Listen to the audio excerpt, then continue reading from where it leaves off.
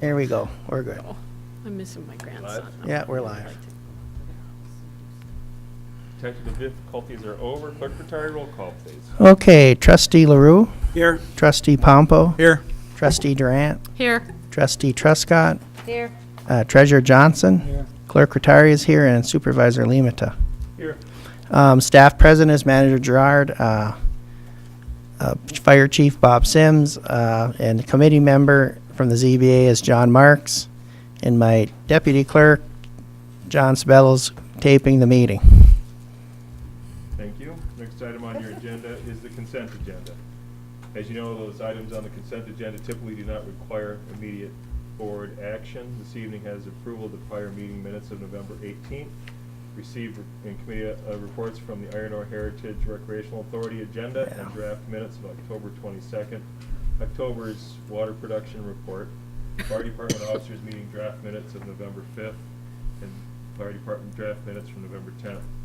Also, we have correspondence not requiring board action from Charter, letting us know that there will be a slight increase in TV surcharge, as well as correspondence from the Marquette County Solid Waste Management Authority, confirming what we already knew, that there would be an increase in tipping fees.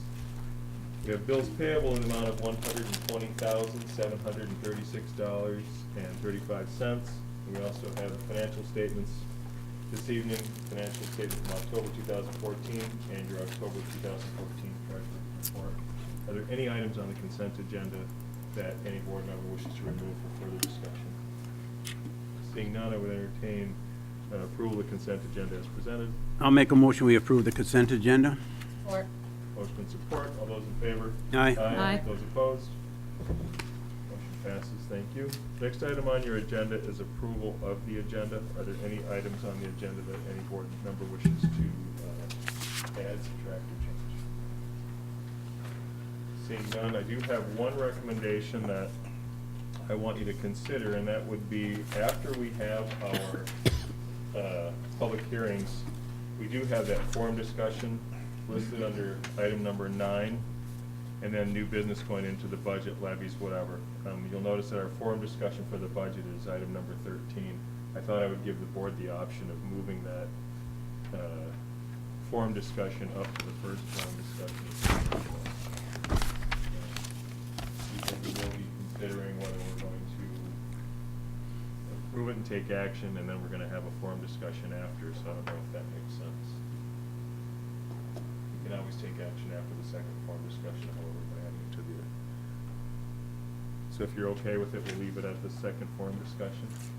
Okay, I would entertain a motion to approve the agenda as presented. So moved. Second. All those in favor? Aye. Those opposed? That motion passes. Thank you. Brings us up to public comment. Any members of the public wishing to address the board at this time? Seeing none, we'll close public comment, move to board member comment. Board members wishing to comment? Lynn? I have gotten some calls and a couple visits, actually, from some residents in the last couple weeks. 3 points were brought up that I wanted to share. One resident was concerned about the discussion with the fire department transferring money to the water department, or sharing, or whatever verb you want to use, and they were not happy with that idea. They just wanted their thoughts known, that they didn't think the fire department should be paying the water department. That's what they understood. So we had a discussion about it, and I explained what I knew, what we had talked about, but they were still against the idea. The second thing was the person was extremely supportive of the millage and everything that was voted for, the roads, the vets, the library. They appreciated that we took the time to do the MTA convention or conference or whatever you want to call it. And they appreciated that we all took the time to do whatever education that we do during the course of the year. They think that's very important. The other thing was that, and I don't know anything about this, I guess, and this was a conversation not too long right before the meeting, so I said I would pass it on, that they felt the election workers' wages should be looked at, that it's been, to their knowledge, at least 6 years since there's been any kind of an increase.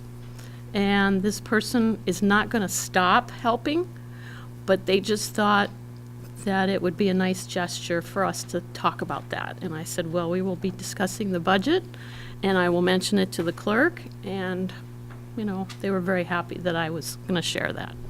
So those are the conversations the last 2 weeks that I've had. That's it. Thanks, Lynn. Diana? Nothing at this time. Treasurer Johnson? Two items.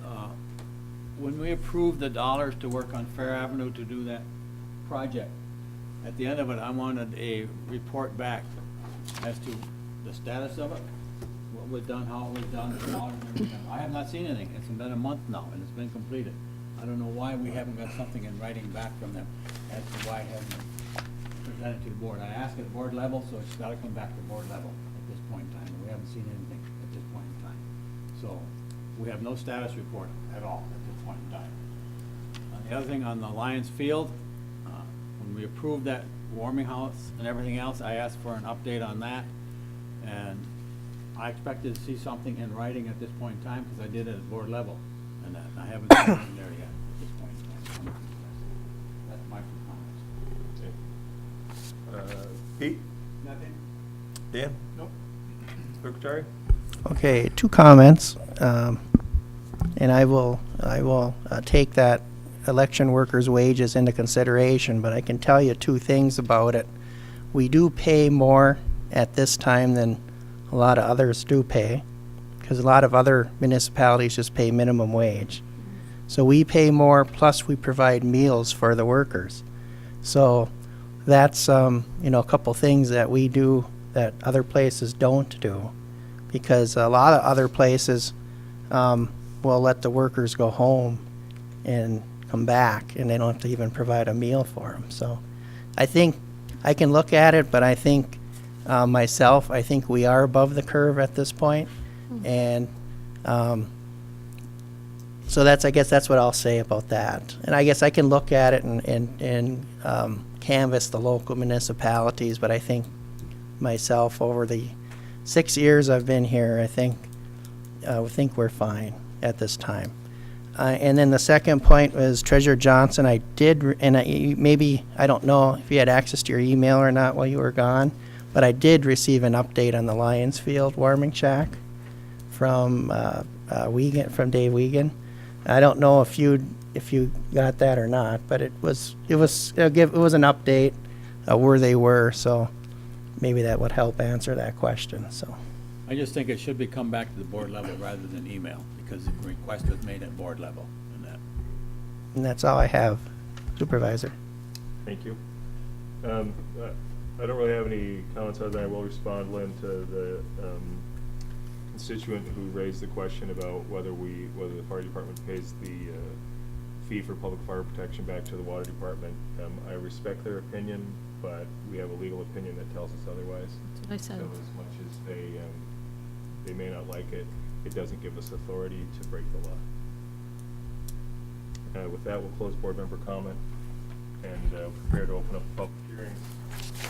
We have three this evening. The first is open up the public hearing for the fiscal year 2015 budget. It was noticed in the paper as required, and we are here and available to open it up to take any questions from anybody in regards to the 2015 budget as proposed. Seeing none, we will close the public hearing.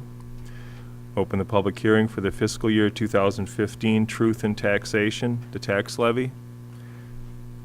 And happy to take any questions anyone may have in regards to it. Seeing none, we'll close the public hearing and open the public hearing for the fiscal year 2015 Fire Protection and Prevention Special Assessment Tax Levy for the 2.5 mils. And would take any comments in regards to that. You may want to do a quick explanation for the public to know what we're talking about, because just reading that is difficult for them. And that, on the fire protection and prevention special assessment tax. It is just the- exactly what it is. It's separate because it is actually a special assessment that's collected for prevention and protection by the township. 2.5 mils that each taxpayer pays to pay the costs of fire prevention and protection. The reason it's separated out from the remainder of the budget or the truth and taxation levy is because it is a special assessment.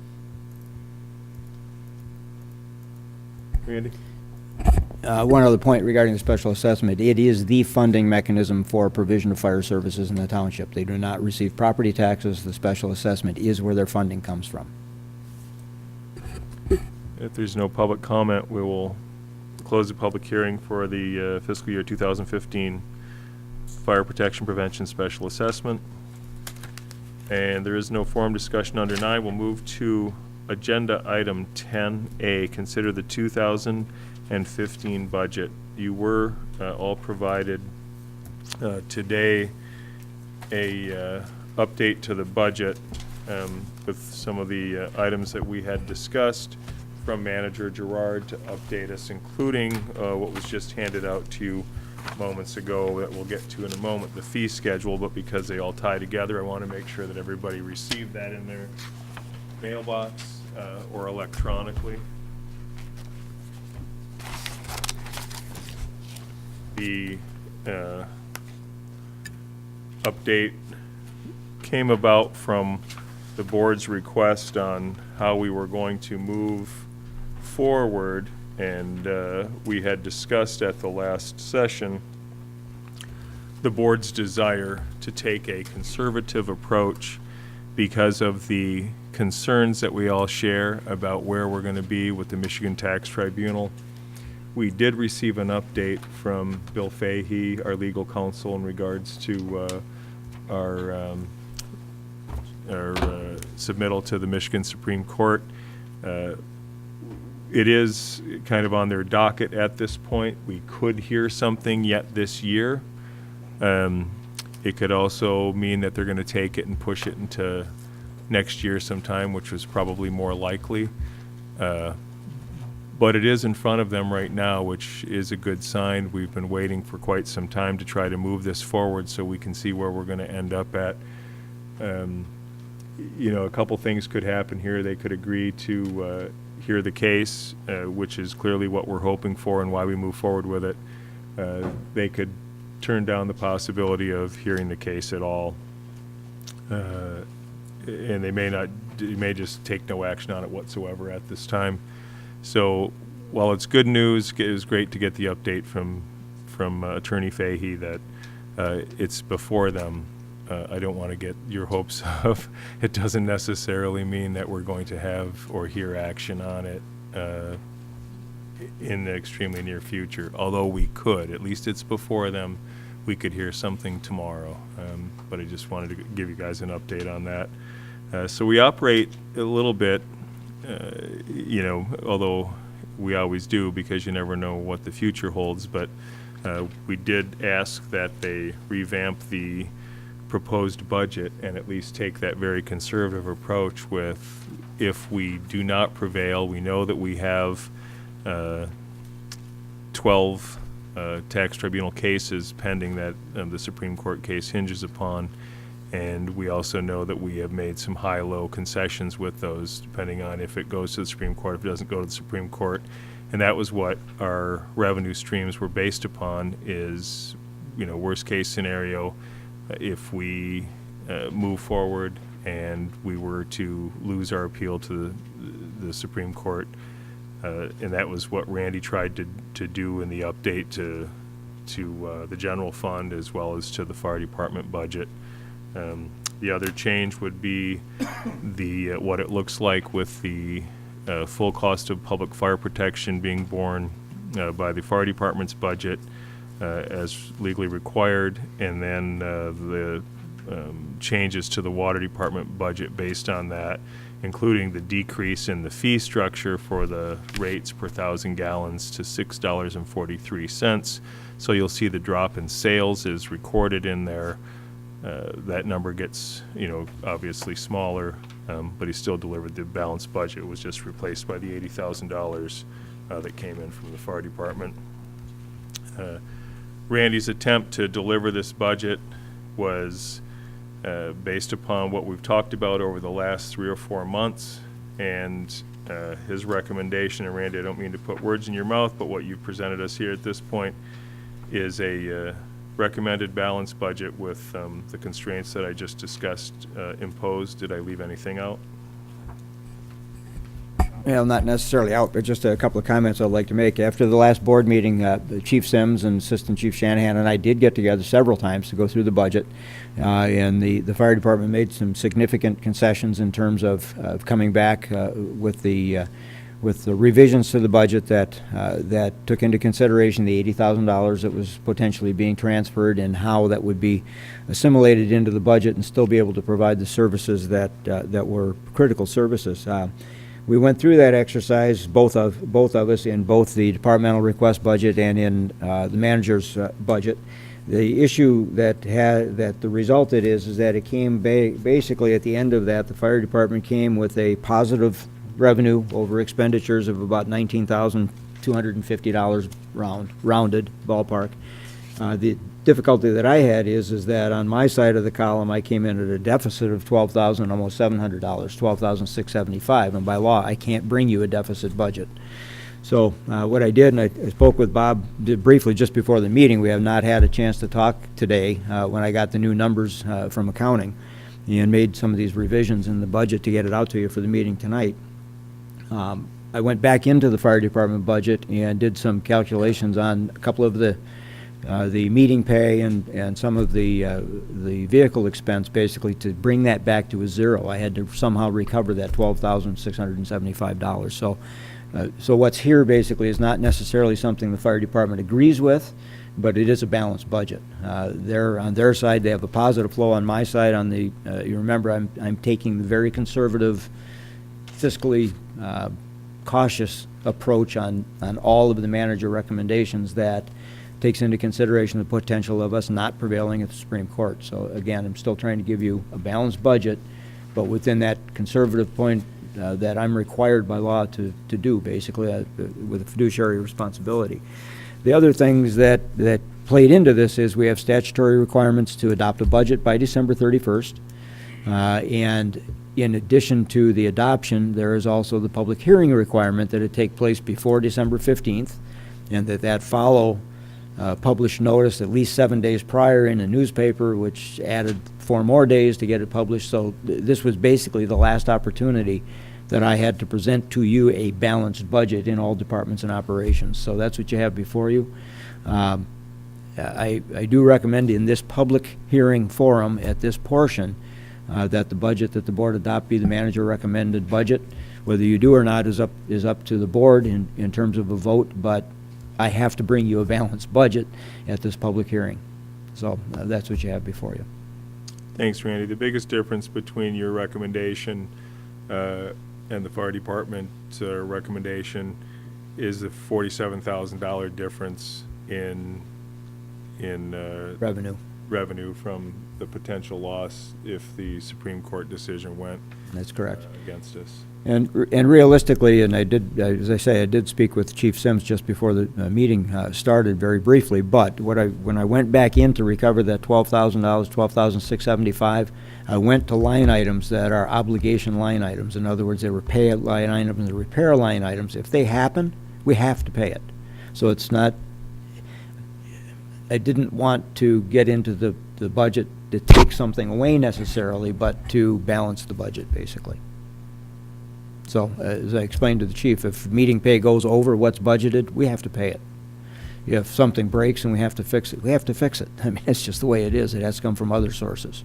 Randy, if we were to be notified tomorrow that the Supreme Court has agreed to hear our appeal, do you recall what Bill Fahey would think that the time frame would be looking at for that trial or what that case would take to get through the system?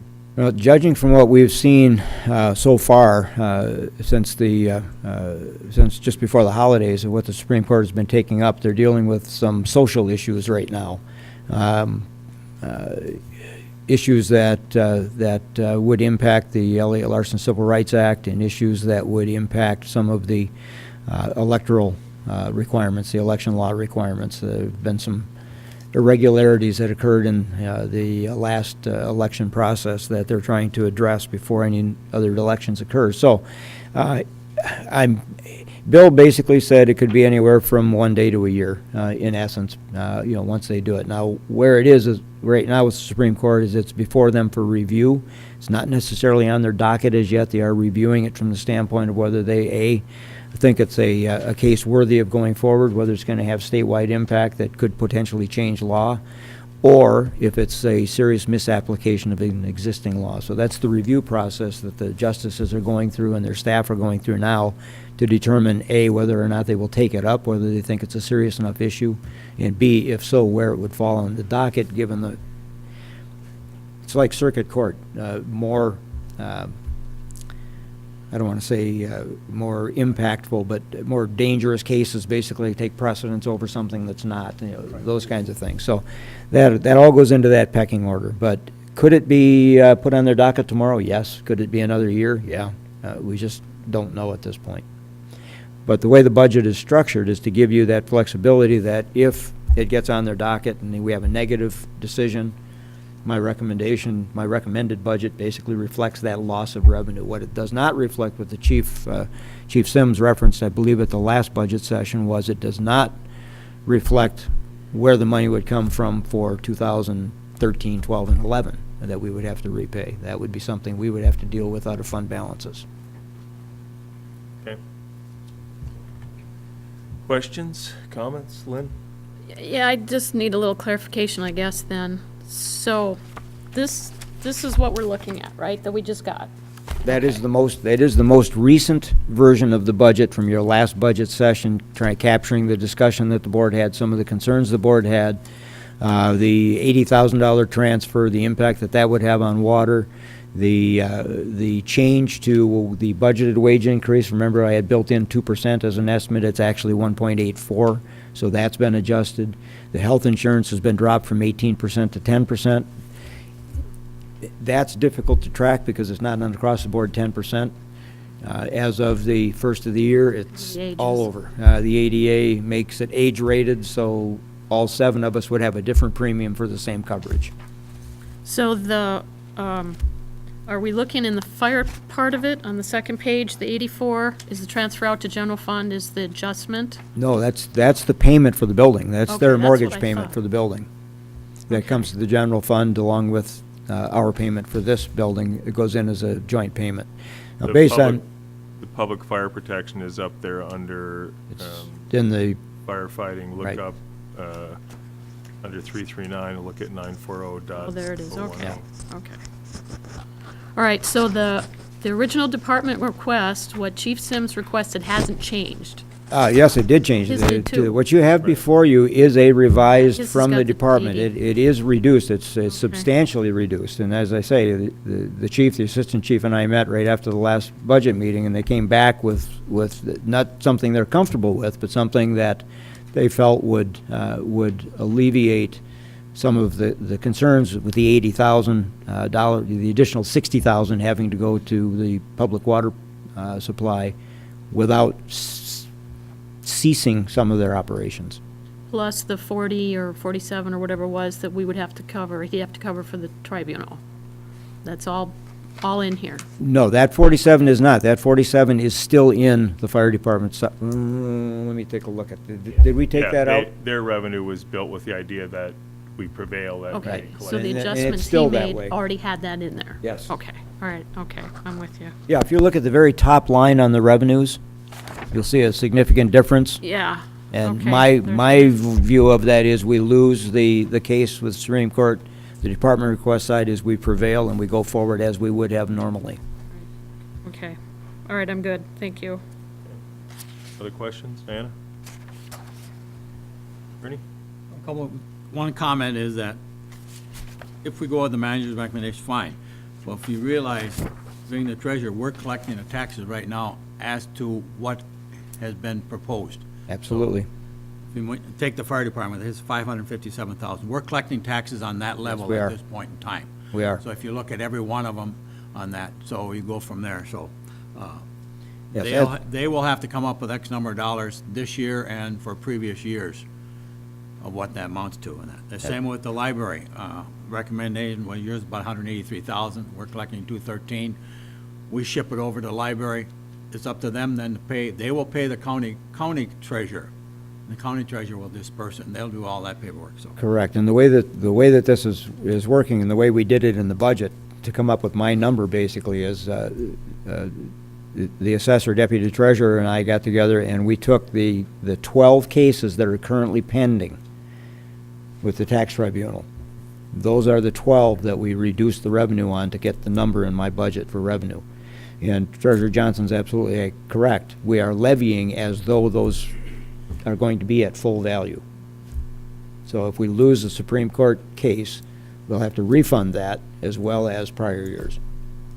That's sitting out there, so one of the questions I have is, do we take that, say, the $47,000 in fire department that we're collecting and just set it aside? Because we don't know. I would certainly suggest that, yes. We set it aside at this point in time because we don't know. If we lose it, we've got, at least we have this year's set, but Yep. we'll have to come up with the previous 2 years Right. somewhere in I that. think Manager Gerard's recommendation is a good point, Treasurer Johnson, that the $47,000, and we're just talking about just the impact to Fire department. Fire department at this point, that $47,000, if we adopt the manager's budget, you're right, we're still collecting that revenue, even though as we adopt the budget, we're saying our revenue is only gonna be, $510,000 from taxes.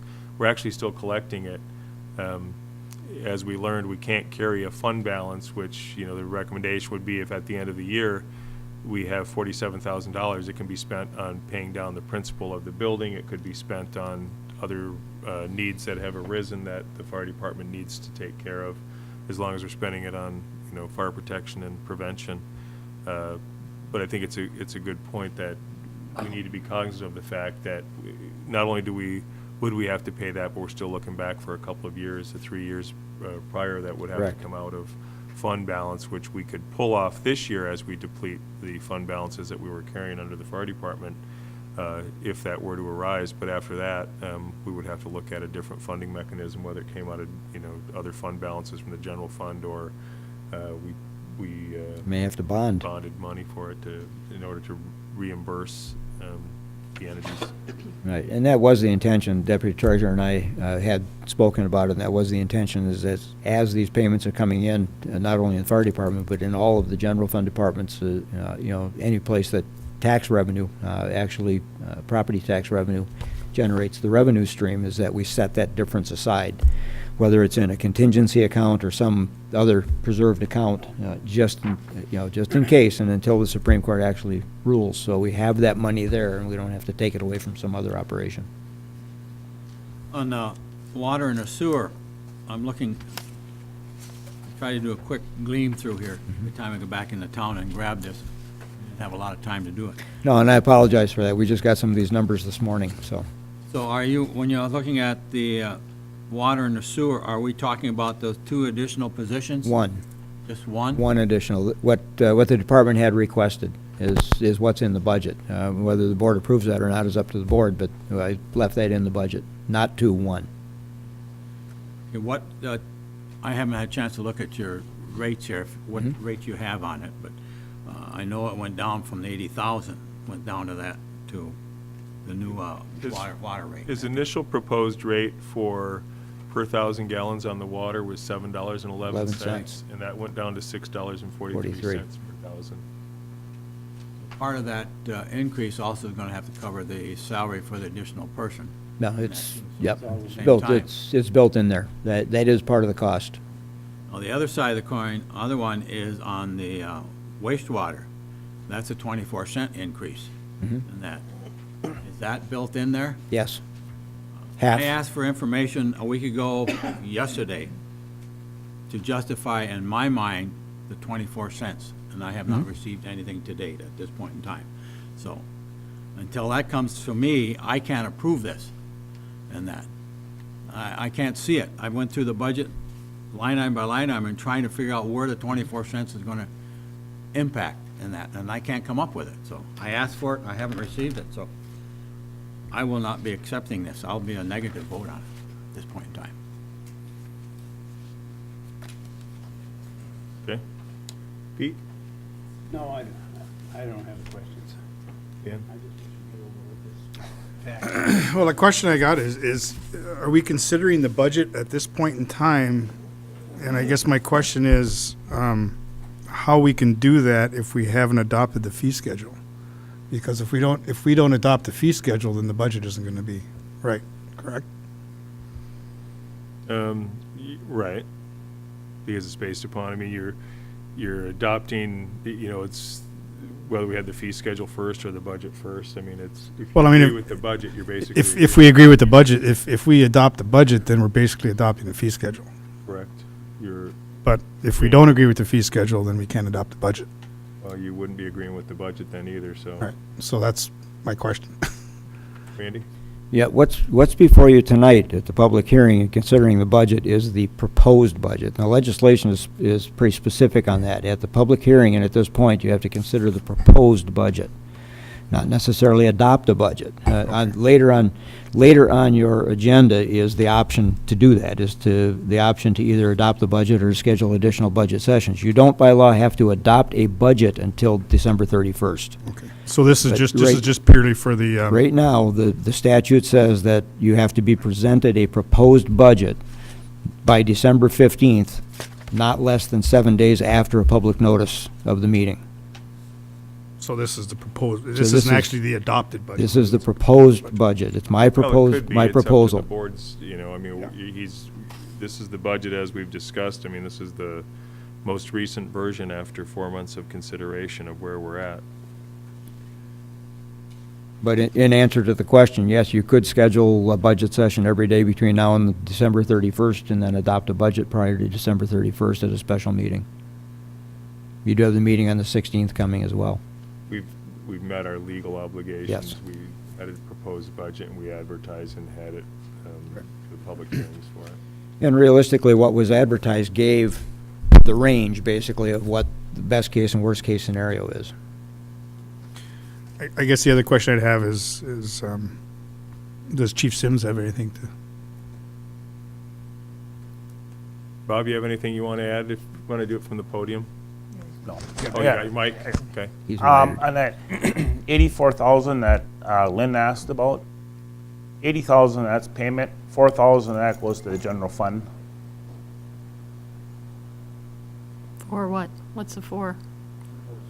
Support Oh, services. the, Administrative okay. services. So, that's, And again, there's no rhyme or reason to that 4,000. It's always been 4,000. That's one of the things that will be looked at in the cost of service study if we go forward with that.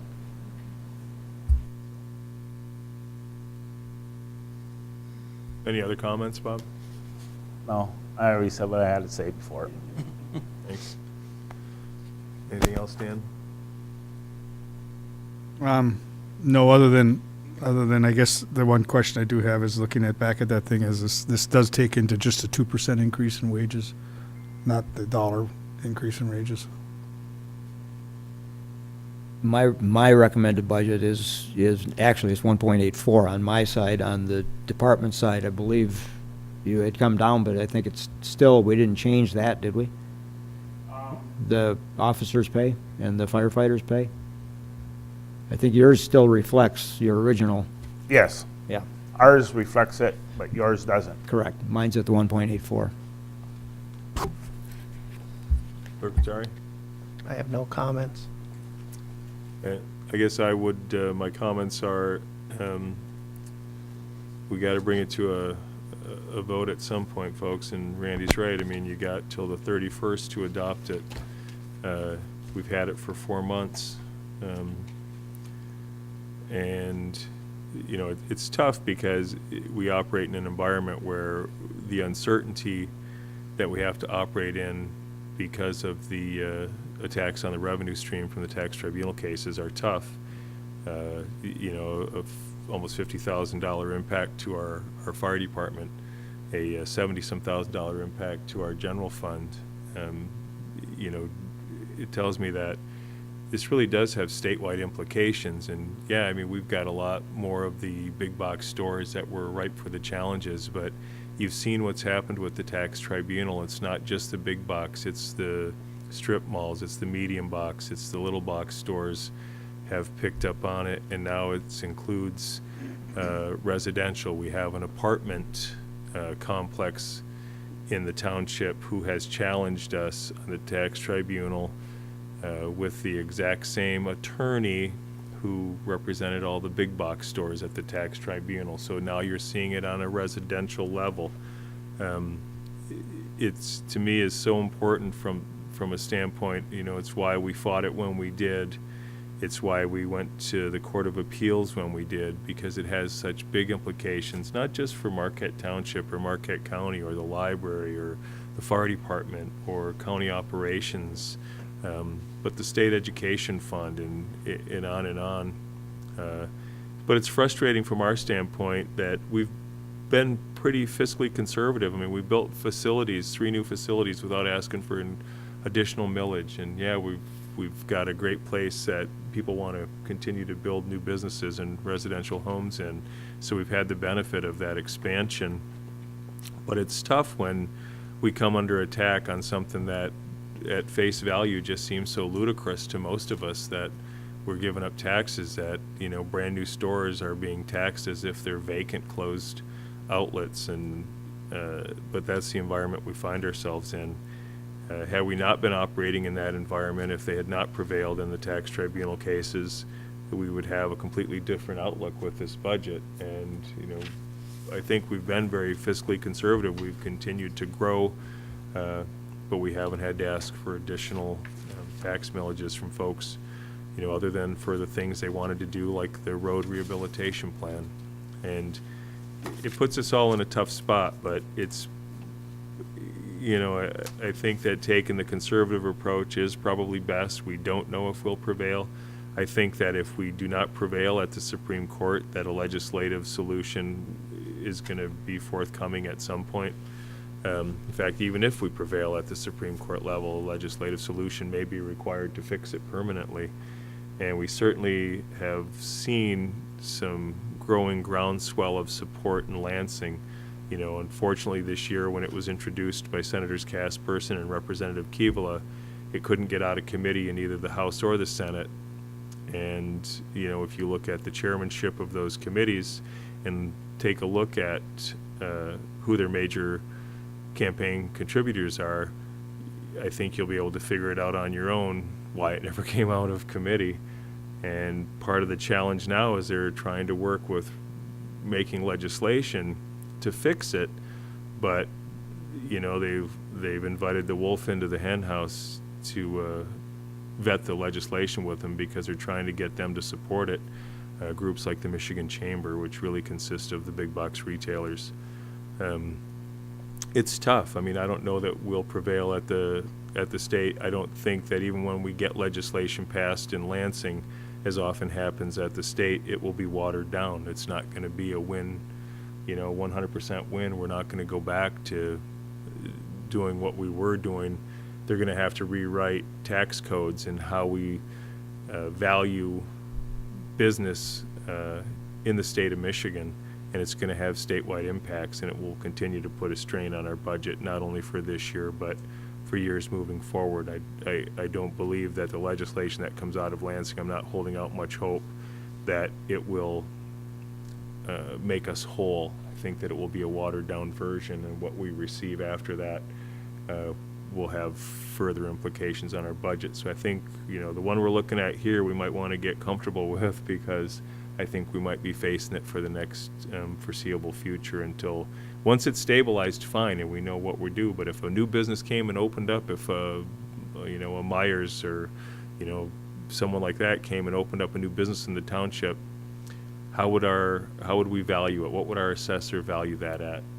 Well, she's required by the state of Michigan to use the manuals to come up with the valuation. The minute we do it, they'll challenge us. We know we won't win at the tax tribunal, and it'll be brought down to as if it was a vacant and dark store. And so it's a tough way to develop your forecast for your revenue stream year after year, when we're required to assess them and come up with a taxable value by one set of books that we know will be thrown out. And so I can only hope that the legislation occurs sooner rather than later. But the budget before us today, I'm comfortable with under the manager's recommendation. I would prefer to adopt it using the department request, but I know that we just can't operate in that environment at this point. I'm very comfortable with where we're at, and I would be able to recommend this budget for adoption using the manager's recommended budget. It has been based on the conversations we've had over the last several months, and I guess that's where I'm at. So it's up to the board to decide what we need to do to move forward here. And we could either make a motion to adopt it as recommended, or we can move forward. Board's discretion, so I'll leave it up to you guys.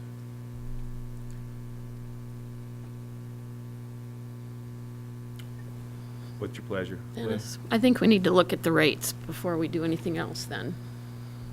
So that if we decide that we're gonna pass whichever of the requested budgets, it'll be comprehensive.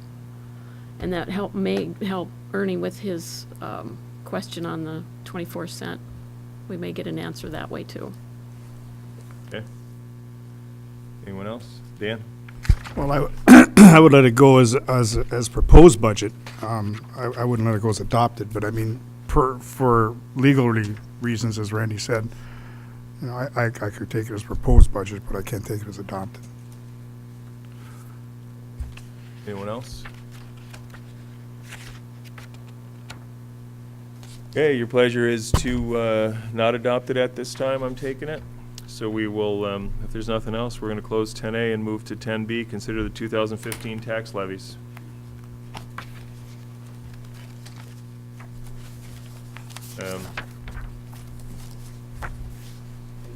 Yep.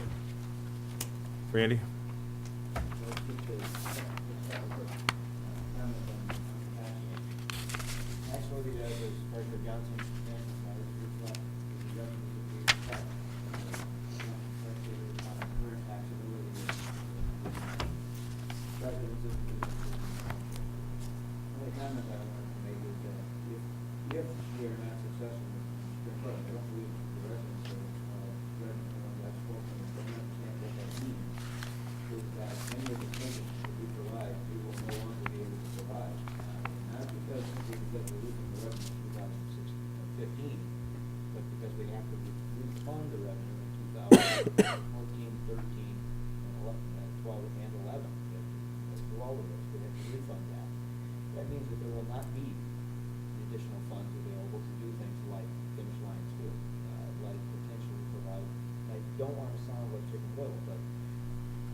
Services that we fund, the additional police services, we may not be able to provide without charging for calls. Fire department is going to lose a significant amount of revenue. They may have to start charging for calls to the business community and potentially residential community as well. We may not be able to respond as we do. Our primary obligation is going to be to continue to provide water and sewer, provide that fire protection that we can provide, predicated upon what the revenue is that comes into the department and is available to use. So, I mean, those are the things that we really have to consider. It's not just losing tax revenue, it's losing the ability to provide services that residents have come to expect, and we promised to. Simple as that. The infrastructure we have on the ground, other than the water and sewer through rates, we may not be able to maintain. So, I mean, those are some of the things that concern me as your budget manager and township manager going forward. But with regard to the tax levy, you have seen this already. This came to you, I believe, in June or July, initially, because you had to certify the levy. Nothing different than what you've seen previously. The only difference is that now it's based on legal things. Do we need to make a motion to adopt, Randy, or because we already did it in July? You did it in July, basically. I think all you really need to do at this meeting is you consider it, and if you don't have any changes to make your action in July same. This is a public hearing, and then you're going to take action to levy. Okay. Anyone else?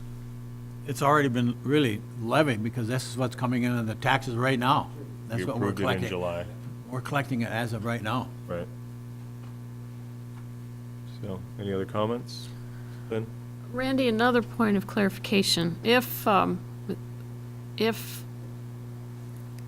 were to go with this budget even tonight yet. And we have the person that we're expecting to hire for water utility, the public utilities.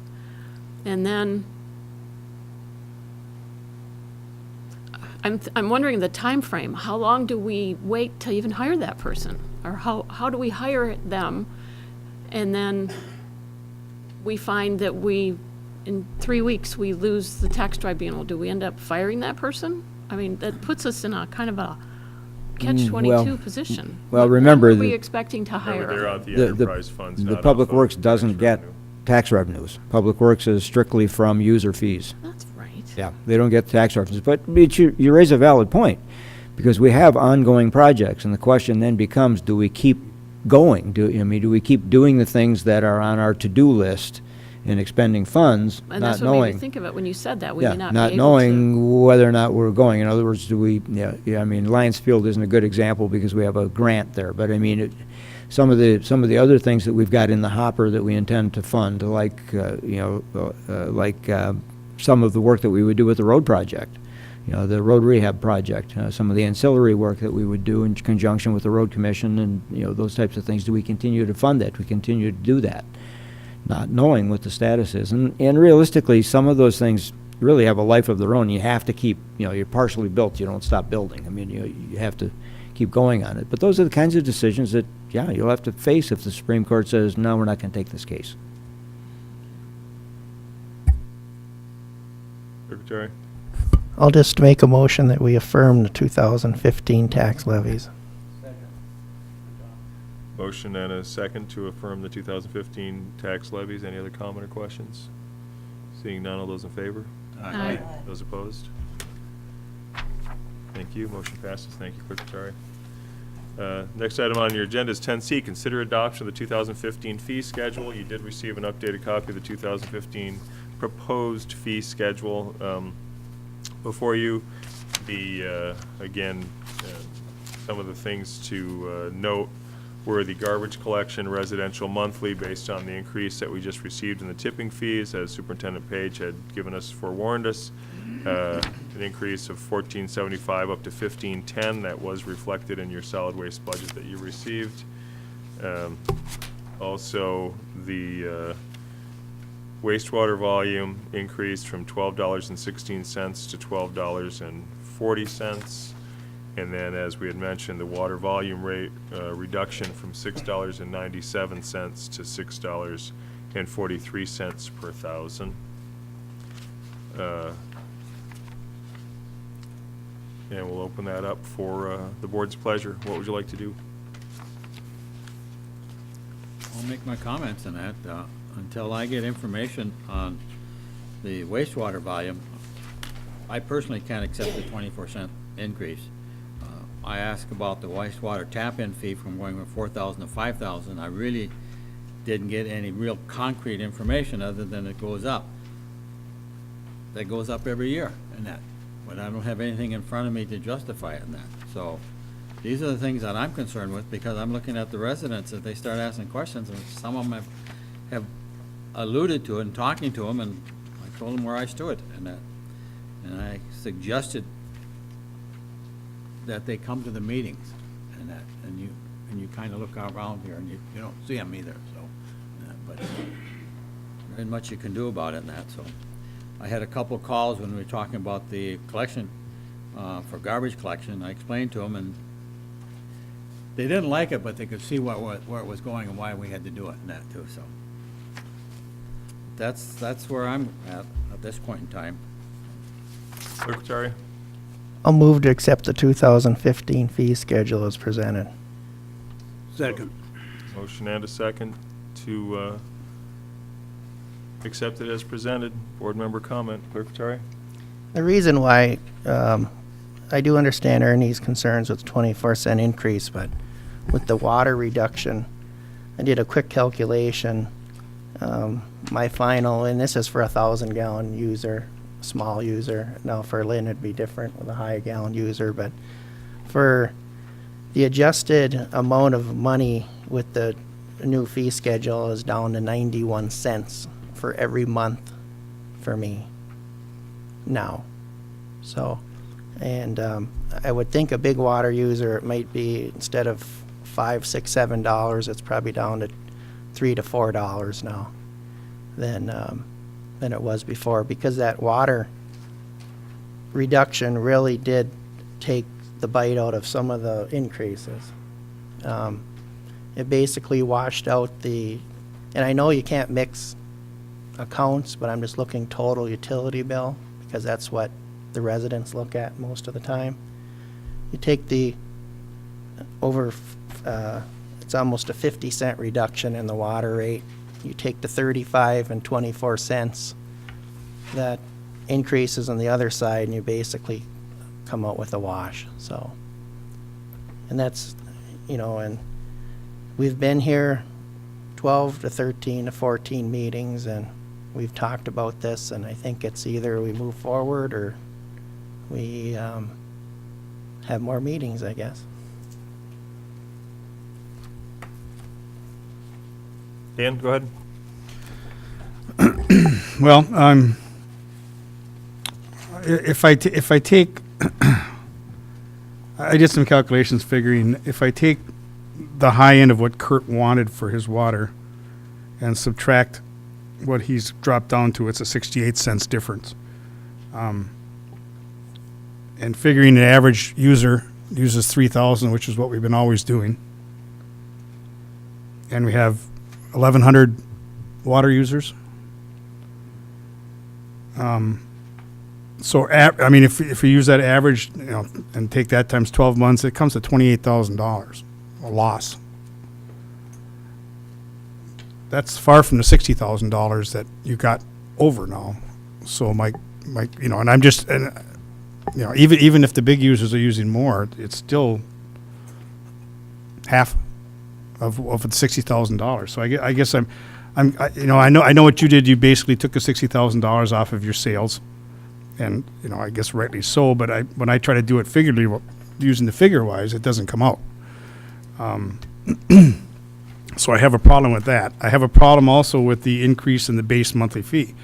That's another $1 for the residential, and as you get higher up, it's obviously even more per month. So to think that it's a wash, I don't know. I really don't know. And the fact that the fire department is now contributing money to the water department, I applaud you for dropping down the water rate. But my question is, did it get dropped down far enough, or that aspect? And I guess I have to agree with Ernie also. I've gone through the budget and I can't figure out the 24-cent increase under wastewater. I said it before in the beginning, maybe this isn't the time to hire one extra person. By not hiring the one extra person, we also get to decrease down the budget and makes it a little bit easier to work with. So those are my questions. Pete? Well, you look at this, we've been talking about it and the reasons why, and not that we know about the garbage has to go up because tipping fees and everything else, and the water, 24 cents, I think it's within line. I do believe that he needs the additional person to get things done and do, especially what we got coming. And I'm comfortable with the fee structure right now. Thank you. Lynn? The only thing that I really looked at or disagreed with too was the difference. Although that's a 54-cent drop, it didn't come out to $60,000. It just didn't make sense. I can see what he did with just taking it off of the sales, but it has to be spread more than that then, I would think. I don't know, I didn't delve into it as much as I should have, but it didn't seem like enough. And I don't know Kirk's answer to that. I'd like to hear what his comments are. Diana? Well, I agree with some of this, but some of it I don't agree with. I don't know how else we could go about it. I went through this, and I don't know, I agree with some of it, but then some of it I don't. And I don't know where else to, like she said, he did it to the department to have it cut back, but I don't know. I don't. Budgets are tough to. Thanks, Dana. Kirk, I will bring you up in a minute, but my comments are on the fee schedule. Again, where these fees come from, just goes back to the ordinances. When Kirk does his budget, you guys have seen me do this every year, and it starts with the ordinance, and he has to walk through it. And he goes through that step by step, and the last thing that gets plugged in is how much are we going to charge, because that's the amount he has to charge to put forth, you know, to balance his budget, and he has to deliver a balanced budget on those enterprise funds. The money has to stay and be used for those. The users have to pay for the system. If you recall, the last month you were handed an opinion by legal counsel Zappa, that Clerk Rattari had raised the question with him on, can we just change the fees, or if we don't agree with the fees on his budget. And Attorney Zappa provided his opinion of Superintendent Page's development of the budget, and that Kirk's required by law to build the budget like he does. Our ordinance dictates exactly how he's going to put his budget together, and he does it consistently year after year. He's been very fiscally conservative. So it comes down to, does the board agree with Superintendent Page? Do we trust him as our manager of public works to tell us the truth? And, you know, when he delivers us this budget, the law's telling him what he has to charge in there. That's the last number plugged in. So when you figure out, you know, what the rates are the rates. It's what he needs to put in there to make it a balanced budget. And how do we impact that? Well, you know, I've always said you can go back and change your ordinance, but that's not exactly true either, because you can't. Those things are dictated by, you know, what was put together when we first put our system together, and it was bonded. There's certain requirements that the DEQ makes us have, and some of that is making sure that we, you know, repair the system, that we have enough funds to operate it, that we can plan for the future expansion, that we're setting aside money for all of those things as we move forward. So it comes down to what I've heard the board say is, what about, you know, what if we don't hire anybody? Okay, so the $21,000 impact, but that's why I keep saying, what's the impact to not hiring somebody? When's the last time that we increased the size of our Public Works Department? I have all that information in my folder. It was one of the first things I went through when he made his request. Like I think I told you, I brought Kirk into Clerk Rattari and I's office, and I said, why would we hire somebody? We don't understand. The board's not going to approve it. And why would we do this? And Superintendent Page went through all the reasons why.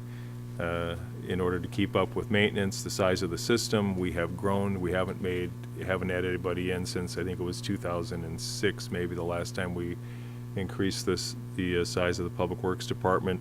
The amount of infrastructure has grown considerably since that time, including, you know, with the Wellfield project, the expansion of the sewer, expansion of water lines through Grandview Circle and down 492. We've got Mason's Bluff on the horizon. You know, future expansion to the water system. There's a lot of things that are coming up, and we've been able to maintain, and we've done it with, you know, basically a couple guys working on the water system and a couple guys working on the sewer system. But we're not going to get smaller. We're getting bigger, and we're asking about, you know, can we justify adding someone? I don't know how we justify not adding someone. I think Kirk did a very commendable job explaining why he needed somebody in light of the increase in infrastructure. Our taxable value continues to climb, which means we've expanded even further. The more moving parts you put in and you have the same guys doing it, eventually there's a breaking point. And he's come to us and said, I don't get everything done that I would like to get done, and I can accomplish those if I get somebody. You know, Lenny Bodinas put together a letter from a service worker standpoint to share with us all of the things that, all of the moving parts. And he did a really good job talking about the size of the system and how many moving parts are in it and the number of valves and the amount of labor and how labor intensive it is and grinder pumps and what they do and some of the things that they don't get to do and what they would like to be able to do to keep up with maintenance. I again raised the cost of what does it cost for us not to hire somebody?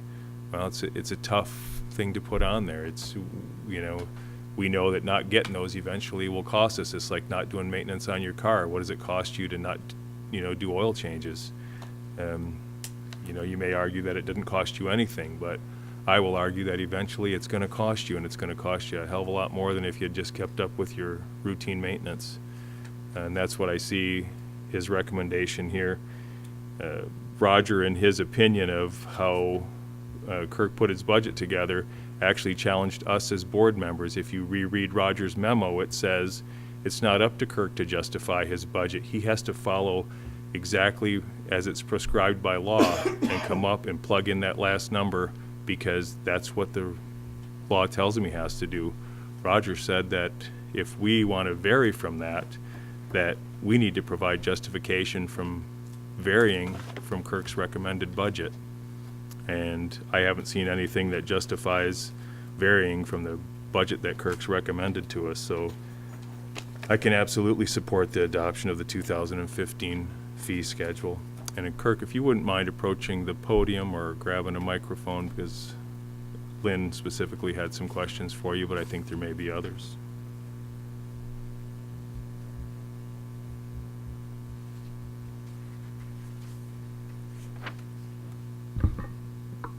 Well, it sounds like the major question is, how did I come up with the rate? And I believe that's essentially what Ernie was asking, for the 24 cents, and you were asking the general auto. And Danny too, you know, how did I come up with those numbers? Well, again, and I was under the understanding that Ernie and I were going to have a meeting, so I would have presented him with the numbers, but, and I do have the numbers, but I can certainly tell you how I did it. As Dennis just mentioned, I do the budget, the entire budget, saving that one line item in both funds for last, which is sales. The way I come up with that final number is, okay, if you do every part of the budget except that one number, obviously on the bottom you're going to have a number, you're going to be in the hole. Okay. So the first step is sales is actually two numbers. It's the monthly base rate based on meter size. Okay, and the other one is the volume rate. So there's going to be a number for the base rate, and I determine that by the current number of equivalent users. Okay, times whatever the base rate is.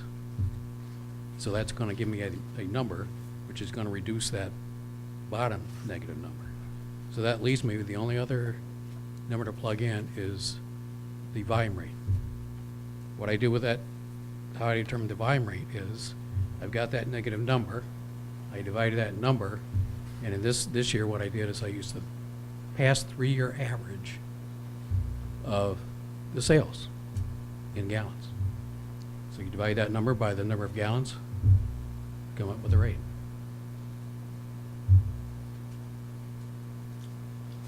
Therefore, you end up with a 0. Dennis? Go ahead.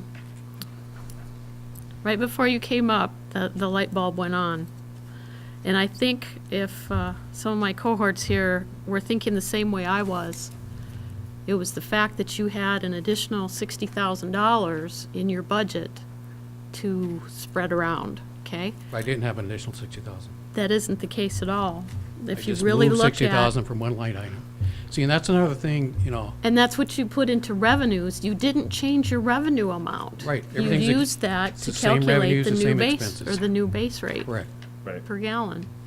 So you're projecting less revenue coming in because only because of the rates, not based on what you think you'll actually bring in. So if we look at this and say, the estimated total for 2014 for sales is 776. So if we assume we had, just ballpark, we assume we had the same kind of year we were gonna have this year as we did last year. Okay. You would expect But you're to have talking about that. dollars. I don't use dollars. Yeah, I use understand. gallons. Yeah, but I think that's what the rest of the board is looking at. Right. They're saying, okay, if you're expecting to have roughly the same kind of year, Right. you should expect to take in 776. So that's- now you have an extra that's $60,000. Exactly. Or misleading. I get it, I get it. So you chose to not change the base rate versus the gallon rate just because the sales rate was your last number? Or did you have a reasoning for not changing the base rate? Well, I did and change putting the it base all to rate for the sales? water. Yeah, it went up. But I mean, Right. did you choose not to lower that just because you were gonna do it on the base rate, on the per gallon rate? Right, Just put it all into one number? right, yeah. Okay. Because the volume rate is pretty, you can't pack everything into the volume rate, you know, so, it's kind of limited, but it's limited in a good way in the sense that, okay, you know those expenses. And what we're talking about is, you know, that $60,000 was an increase from the $20,000, which has been previously determined by independent consultants to be the public fire protection costs of providing water. And consultants, when they're doing this, they do the same thing I do, which is they're forecasting the cost of operating, maintaining, and paying debt, and making improvements, you know, and extensions to the system. But you can't charge, so then how do you carve out that pie to each class of customer? Now, there's some things you can't charge, you know, to everybody. But fire protection, public fire protection is obviously something that can be divided among the whole. So where Well, does the it's wastewater fit into your equation of how you determine? Again, Exactly the you same way. didn't- So you just, But That the was a- difference in the wastewater was there was no change given to me by the board saying, we want you to shift this amount of money from one line item to another line item. So the wastewater budget's the same as I presented in the initially. beginning, yeah, okay. And what I was trying to do, I used the same methodology, you know, that was the last number, but I was also trying to achieve no more than a 2% increases, which is what my understanding was, the board direction from last year. So, I did have to, that one wasn't, you know, just a one-time run-through. I had to go back, because initially I couldn't make the 2%. So I went back and cut some stuff in the expenses, so. Okay. But the bottom line is, you know, to come up with that final number, I have to be fairly reasonable in a forecast for how much we're gonna sell. You know, and we had an anomaly within the last 3 years because of that extraordinary leak at Lost Creek, which kind of threw the annual averages off. So that's why, normally I'd look at a minimal increase in volumes. But because things were kind of out of whack, because we jumped way up, okay, and then we jumped way down, that's why I went to it for a 3-year average, just to hopefully balance it out. Okay, thank you. Ernie, you had questions for Kirk as well? Did he answer those or no? Really, when I asked him, I expect to get something, not really another meeting, because I anticipated I was gonna be out of town until. Right, yep. and that. Yep. There's no way I could get a meeting with him, so. Right.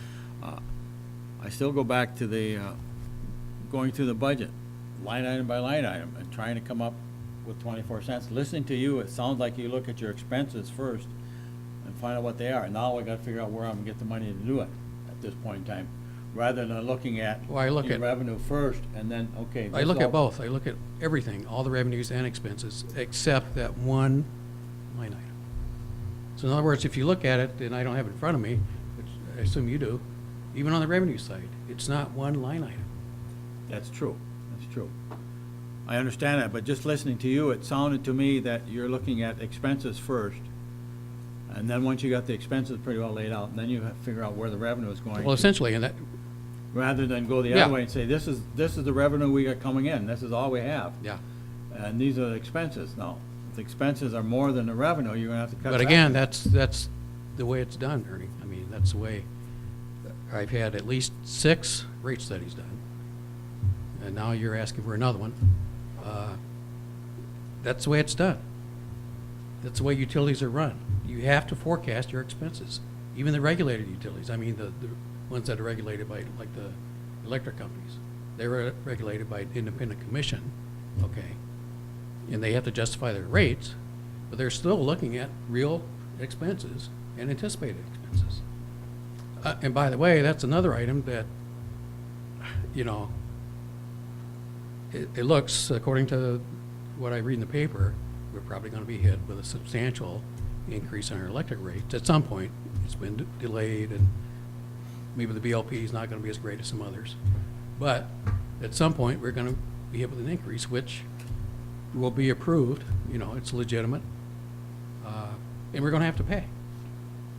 But they're, you know, everybody calculates it the same way. Gas companies do the same thing. That's just the way the utility business operates. I still go back, the question I raised is, how can I justify myself an increase of 24 cents a thousand when I look at the budget and I just can't see it? When I go through the budget, line item by line item by line item, and I just can't see the justification, so that's where I stand Well, at this you could point in say, time. you know, what's the justification for your decrease of whatever the number is, 60 cents per thousand? I And the think majority, and we've got more water customers than we do sewer customers. So we got more people absolutely paying less for everything, you know, so.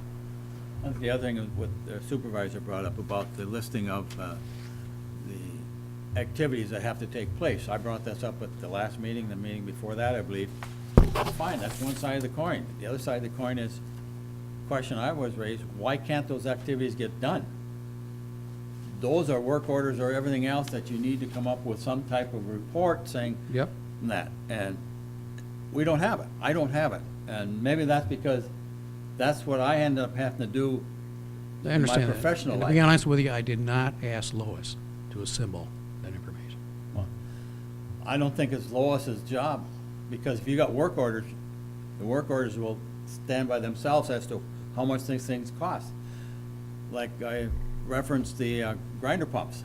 If you look at the previous board bills, there's an item in there for grinder pumps of X number of dollars for concrete. So the costs are there. It's a matter of pulling together so you have some concrete data so you can look at them.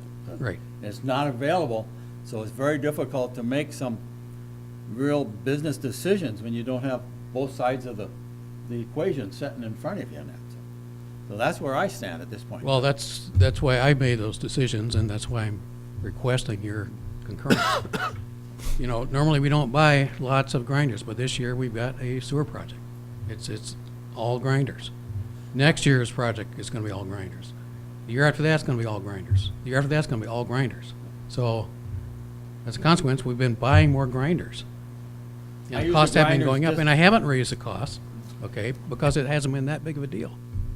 I use the grinders as an example of Yep. getting information to justify what's Right, happening. absolutely, yeah. That's what I use the grinders for. Yeah. I could have picked something else out too, but Yeah. that was there. in Right. that too, so that was the reason I picked that, so Yep. that's it. Other questions? Dan?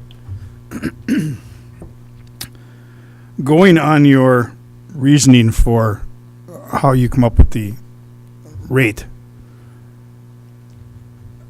do you ever foresee a negative where you'll actually be able to drop the rates? Well, again, And we what dropped the would it rates. actually take to do that? I mean, since I've been on the board, the rates have gone up every year. Well, again, we've had a history in the past, they have not gone up every year, they have decreased a number of times. Well, I should say, And probably I they should say should- overall, and- overall. And probably that's part of the problem, I'm thinking, in retrospect, that, you know, if the costs go down, you know, 1 year, then I drop the rates. If they go up next year, I raise the Right. rates. I'm just trying to equal. Well, But, and I you should, know, there was a period of time where, there've been a couple of periods of time, where there've been I- basically let me- COLA increases. let me go back on that. I should say, if you look at your overall water bill, Mhm. there's always been increase. I mean, yes, you maybe have gone down in water, but you've gone Right. up in wastewater. You've gone up in base rates and stuff like that. So I guess what I'm trying to say is, if we constantly keep doing this, is there ever going to be a point where we're actually somebody's bill is actually going to be lower than it was the previous year? And what's it going to take to do that? Well, you know, debt's part of it. You know, if we stop growing at some point and get everything paid for. But even then, you know, it's not gonna go down, it's gonna stabilize. And even if you get rid of all the debt, and I don't see how that's gonna happen. So you're basically forecasting, the way I hear you, is that every year we're going to see increases. Overall, something's gonna increase, yes. I mean, we're not like, you know, we're not an oil producer, you know. At what point in time do we say, you know, the increases are just basically killing the resident? I mean, if you, Well, that's and not I, our call. you know, you could go and say, well, I could say, well, let's compare ourselves to the city, but obviously the city has a lot more water users and everything else. Theirs is probably half of what our rates are. And I understand that there are bigger, more people using the water rates, and are we ever going to get to that point where we're going to have that many people using the water as a city? Is obviously not. Maybe 50, 60 years down the road if we're lucky, but right now we're not. So I guess, you know, and going from what Ernie says, I mean, if people stop me in the street and say, why the heck is our water rates completely ridiculous, and they go up every year, and I keep saying, well, you know, we have this and this and this, and they say, yeah, okay, so 10 years down the road, we're going to have 10 more increases. Well, this year they're going down substantially. Well, they're going, again, let me refer to the water bill, not just the water rate, because yes, they're gone down substantially, but unfortunately, the base rate went up $1, the wastewater went up 24 cents, and the garbage pickup went up 35 cents. So, yeah, they even themselves out. And just figuring on a average user and using last year's rate of 3,000 gallons, they say it's 3 cents on their bill. So yeah, that's not an increase. the rate went down a ton, but the other ones picked it up. So what I'm saying, if you see where I'm coming on this, is it's you rob Peter to pay Paul, if you want to use that experience or whatever. I mean, it doesn't. And I appreciate the fact that you've gone down. The water rates have gone down. Again, I go back to my figuring, and I guess I don't see 60,000 in it, but obviously there must be somewhere that was in there. But overall, your monthly water bill, whether it's for water, whether it's for wastewater, for garbage pickup, whether it's for base rate, whether it's for the our loans that we have to pay for debt retirement, it's nice to say, okay, well, we're staying steady. And that would be fine if we actually, basically what Randy said is a wash. It is a wash. But to tell people, okay, well, yeah, we cut 54 cents off the water. Actually, speaking of debt retirement, the debt retirement has gone down substantially. Well, debt retirement's got a long way to go yet. Right. Well, not really. We're down to 16 years. 16 more years. But I mean, we started out at, I believe, $28 per user. I agree. We're I know. down to, I know. And I remember what, distinctly 10, remember 50? the arguments that came about from that one too. Yeah. So That's substantial. and I'm just I think you just have to see where we're coming from, and I understand the way you did the budget and everything else, and it is true we came down 54 cents for water, but overall the bill really, again, going on my average of 3,000 gallons, you only save 3 cents. So, that's just where I'm coming from. But Pete, I don't know who to ask, Kirk or Randy or Dennis. Does Kirk have any time coming next week that if we have any questions that we could come and see you? Because I example, thought you Ernie, meant if he time has a- off. Yeah, I'm Yeah, out I of here. did too. Pardon me? I thought you meant time off. Yes, I absolutely. No. I'm gone He's ready. for the rest of the year. No, I mean, if Ernie has some specific questions, could he come out? Do you have the extra time to sit down with Ernie? Sure. Or myself or anyone like that? Yep. All right. Next thing is, as long as the cost of doing business in this world goes down, I think you're always going to have a mediocre or same or a little bit above because of everything else going up. We've seen the tipping thing goes up to sewer or authority that we're with Marquette City, and that's going to change, going to go up. Everything's going to go up. We tried the best. I think Kirk does the best, try to control it. There's no big, windfalls in there. So, like I say, I'm comfortable with it. I've talked to you about maybe 4 or 5 times so far, and I thank you for that. And if someone else has any questions, I would stop and talk to them. So, how you say you don't get the answers, but stop and see them because we can go on forever. We have to get this thing bring this to a head. So, Manager Gerard, I was just going to add, to the discussion, the question about whether rates would ever go down. Realistically, the only scenario that I could forecast where you would see rates go down is if there was more dense development within the existing loop, within the existing structure. In other words, Trowbridge. If all of the available lots in Trowbridge were filled, you would see rates go down because, as Dan's absolutely right, it's a coefficient with population, with growth, with numbers of users on the system. That's how your rates go down.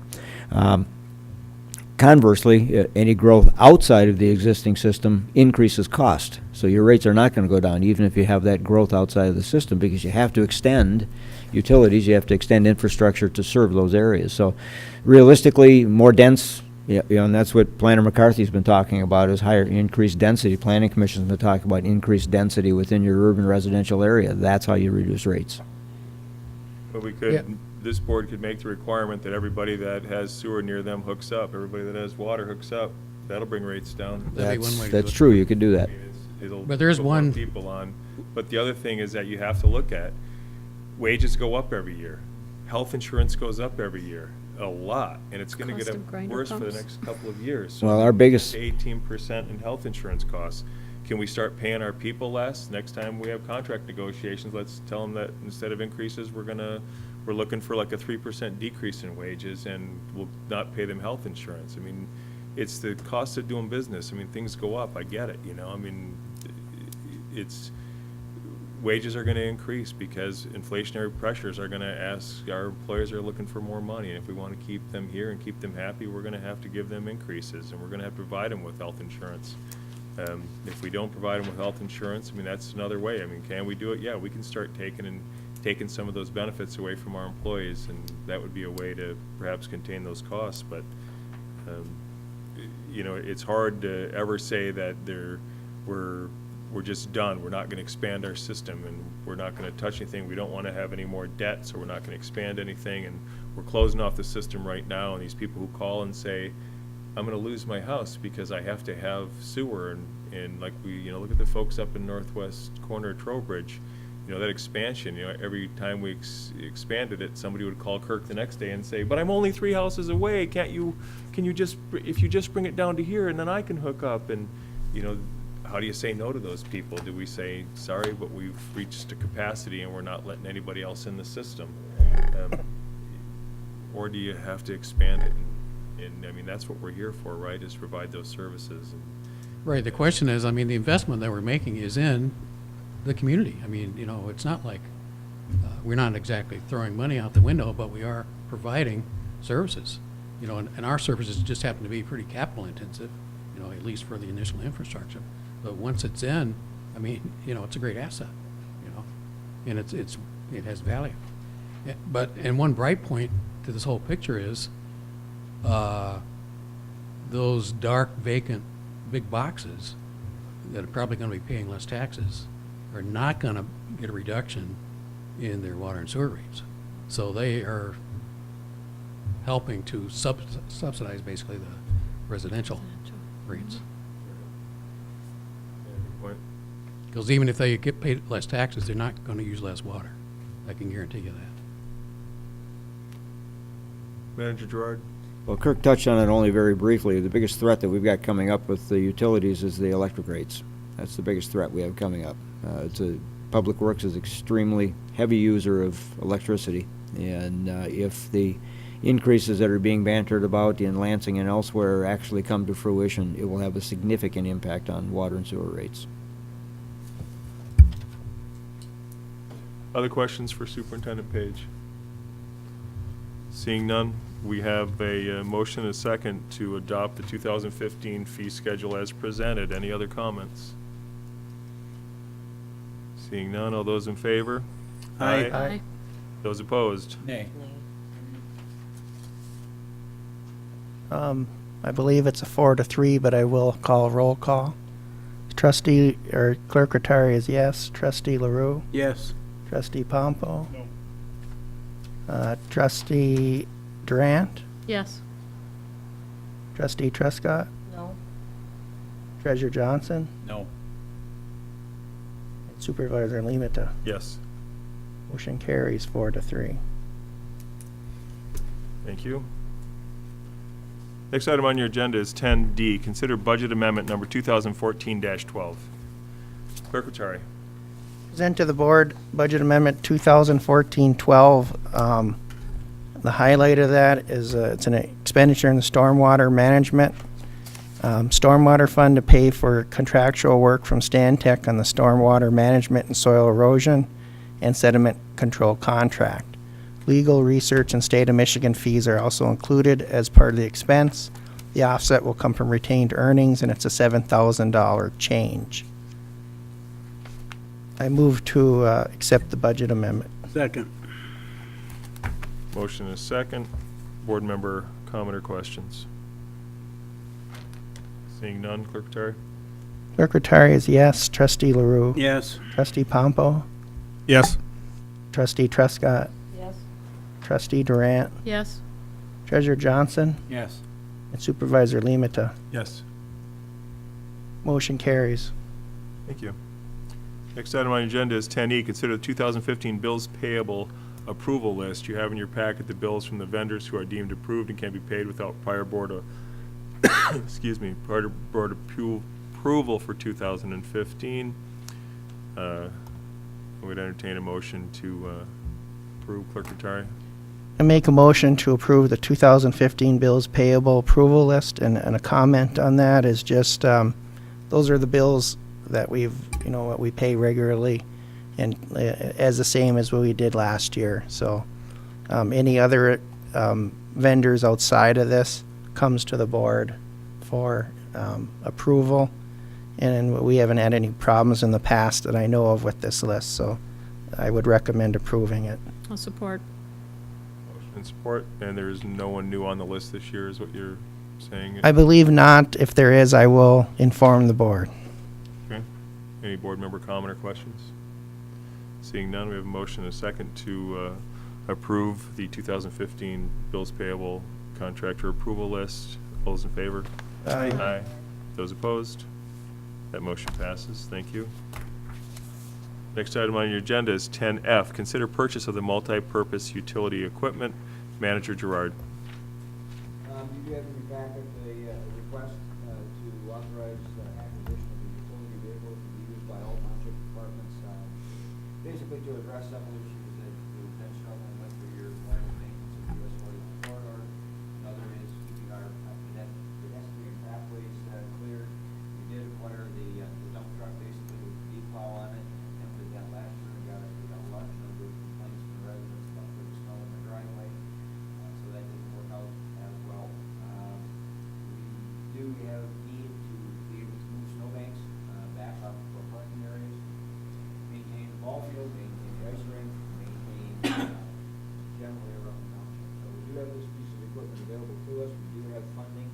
available in the Metro Authority line item, which is intended to provide for support and servicing of utility right-of-ways, which basically run along our pedestrian ways. So I am requesting that the board authorize this acquisition from the funds set aside in the Metro Authority fund. It's the board's pleasure. Make a motion, we approve it. I'll second it.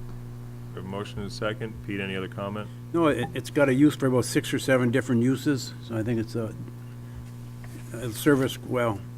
Thank you. Lynn, any other comment? How are we gonna divide this up between the departments, or are we? Is it gonna Actually, be we're funding general? that out of the Metro Fund. Totally? It's not- It's in the general fund, but it's not necessarily a general fund department. If those of you who don't recognize the Metro Fund, it is a revenue source that comes from the state. The state of Michigan assesses a tax fee, if you will, on all of the public utilities, and then they distribute that back to municipalities, whether you want it or not, basically, to help maintain those right-of-ways. In the past, we've used that funds to help the fire department acquire the brush truck, because that's used primarily along the utility ways and the wooded areas of the township. So that's the only other use that we've used in the past, and we would approve those funds for those kind of uses. So it just ends up becoming the township. It's not for, General township. okay, good. On the snow blower, is that electric one? Electric, I mean, so you can change the direction as you're Oh, going yeah. down? It's controlled, the chute is controlled from inside the cab, but it's a PTO, it's a shaft drive snow blower. It's not a hydraulic, it's not a belt. Dr- driven. Direct drive? Same with brush. Question, Dan? Like you stated before, we bought the dump truck with the plow on it for this was, express purpose of doing the walkways and stuff, and obviously that didn't turn out.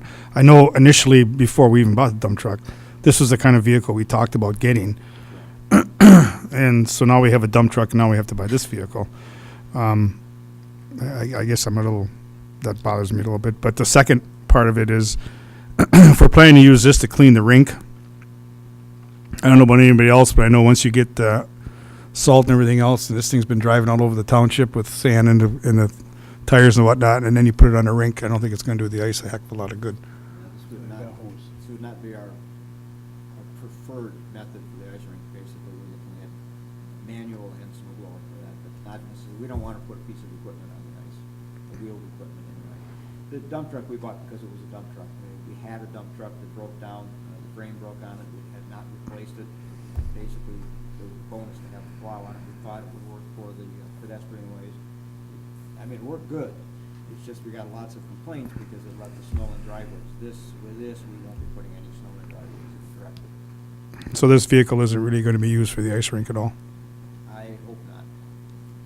I would rather not put a piece of wheeled equipment on that. Okay.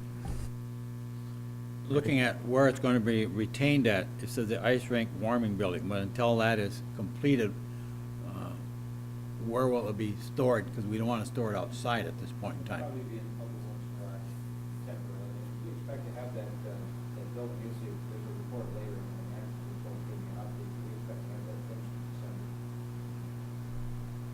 Other questions? Seeing none, we have a motion to second, yeah? Yes. To move forward with the purchase of the tractor, I guess I'll call it, for $38,000. All those in favor? Aye. Those opposed? That motion passes. Thank you. I think we've needed this piece of equipment for some time. We've talked about it for many years, and it's about time we finally made the purchase. Yeah. It is, if we put it in that warming shed over there, it's a thing that has to drain, it's gonna be warm, so if we have to wash the tires off, if we need it for the rink, we can use that, because we could use the brush to clean it off and then water it to freeze it, so that's the proper way of doing the rink. So, but like I say, you can't store it inside there, there'll be holes of water there, the room will be heated, so just something else to think about.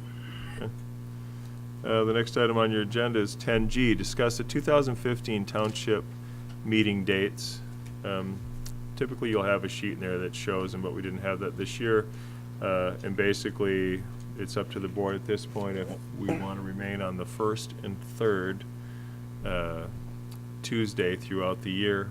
We do not have election dates unless a special election came up to work around, so unless there are other dates in the calendar, which I don't even have mine with me, that would be under consideration, but I guess I leave that to the board to make the recommendation. Clerk Rattari?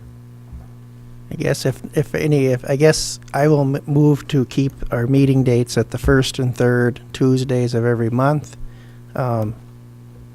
And I'll have a schedule next meeting if it's approved. Support. Motion and support. Are there any comments? Ernie? You want to add the meeting will be at 7 in the motion? Yeah, what I'll do is, like we did last year's, it'll state on there what time the meeting's at. And next meeting, I'll come with that schedule, and then the board can reaffirm those dates or make a change if they want at that time. And I think the planning commission meets before our next meeting too, so maybe they can take that. Because it's nice to have all those meeting dates on that one sheet like we usually do, and it helps everyone keep their schedules kind of oriented. Quick scan through 2015. Doesn't look like we're landing on the 4th of July or anything like that, so it looks like we're okay, other than it lands on the 3rd day of deer season, but there's no deer left anyway, so I guess that's okay. So we have a motion and a second to approve it as the first and third Tuesdays at 7 p.m. for 2015, and Clerk Rattari will provide a 2015 calendar noting such. All those in favor? Aye. Aye. Those opposed? That motion passes. Thank you. The next item on your agenda is consider the Township Manager's 2015 goals discussion. Once again, we've had a lot of talk about it, and what we had decided at the last meeting is that we would consider our top 3 or 4, and if everybody had their top 3, we could kind of see where we were at. You did have the memorandum that Randy had sent out, and then last meeting I also included kind of a recap of some of the other ones that had come up. So I think we can just kind of run right down the line here and see if we're all kind of somewhere near on the same page, or if we've got 3 or 4 of them that tend to stand out amongst all of us. So Lynn, I'll start with you. I thought it was great, actually.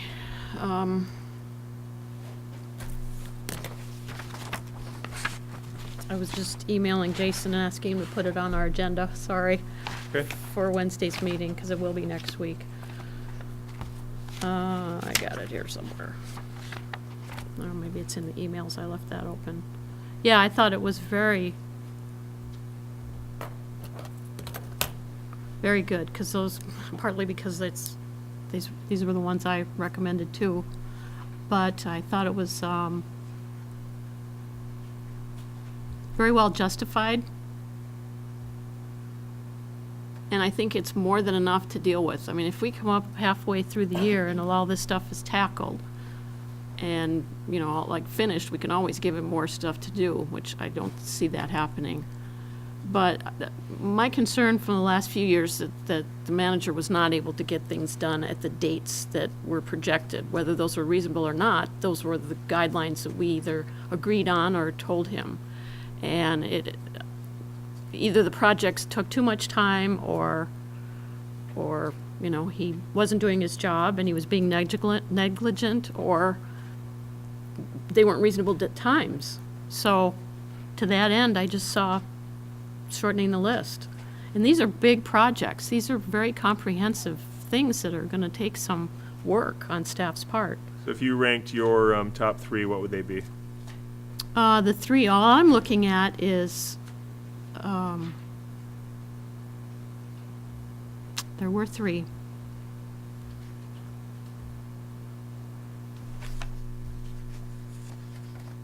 Nope, that's not it.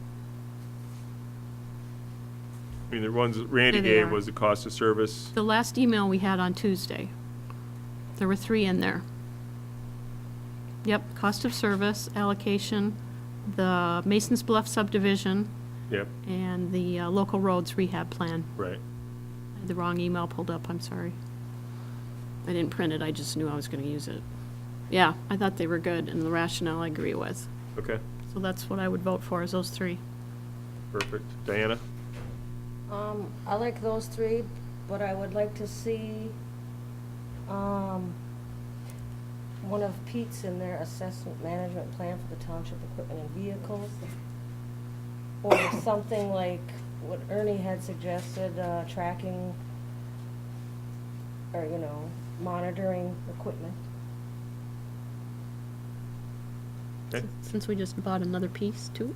Well, that's kinda, yeah, what, that way we can. Ernie? I think the three of them setting our directions that we have discussed at different times during our meetings and that, and I think Mason Bluff, the biggest thing there is what's it gonna cost the township, because we don't really know whether we're gonna have the tax revenue to do a lot of this at this point in time too. So those are the things that we're gonna have some potential projection so that we know where we're at there, and before we get too far down the road on it, and that, otherwise we're gonna have a problem in that too. And I think the other one I had was monitoring the township equipment and quarterly reports, something like this here, so we know where we're at on everything, so. Okay. Clerk Terry? I echo the rest of the board members. The three on the email that's on the screen is what the manager recommended. I agree with those, as the township board got that email, and I do agree with that asset management of the township equipment facilities. Dan? Well, I'd like to, I don't know if I'd have to add it actually, because it was actually in last year's manager's goals was the Joint Water Authority exploration. I still think that is something that needs to be looked at.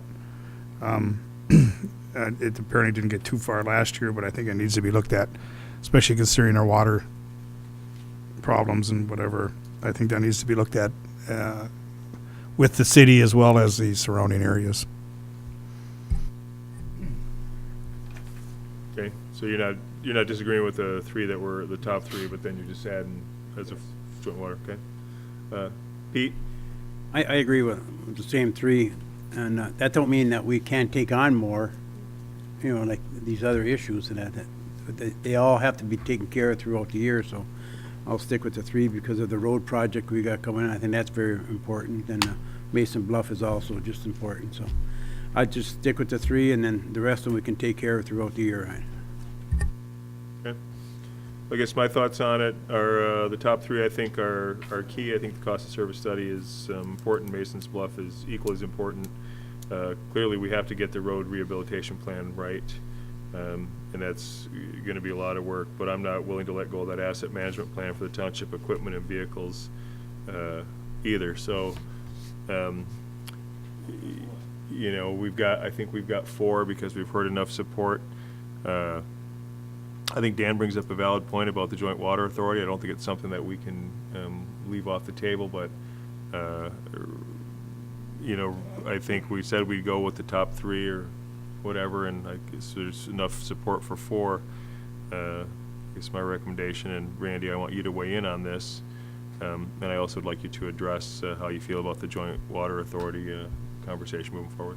Well, the Joint Water Authority is an ongoing project. I've gotten to the point where we've drafted, I've talked with the municipalities, neighboring municipalities. I've put together a draft joint agreement that is just about ready to be sent out to them to look at.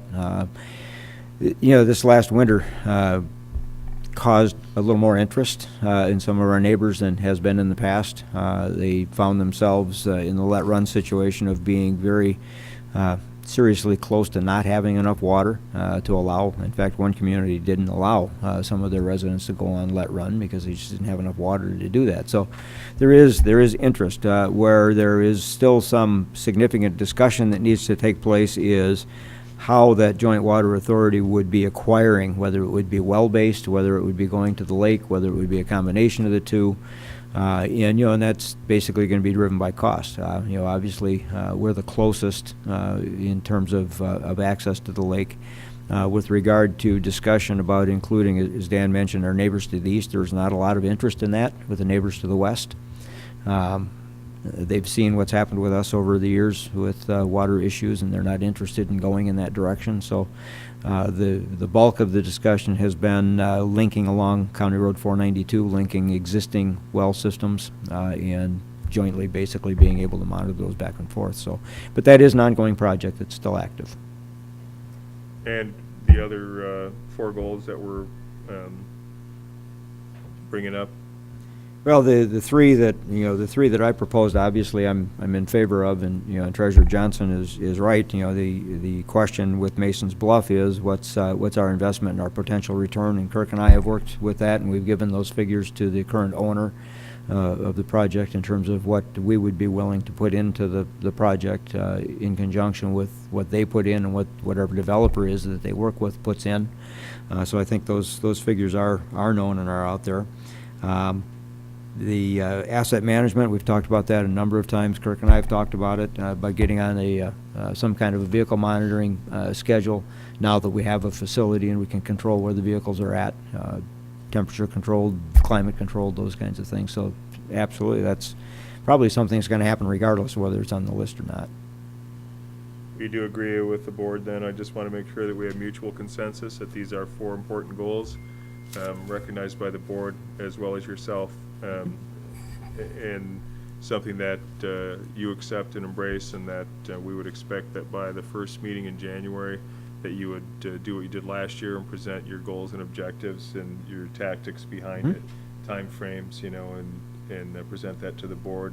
And then we would expect quarterly monitoring reports at the very least so that we get updated Q1, Q2, Q3, Q4. Mm-hmm.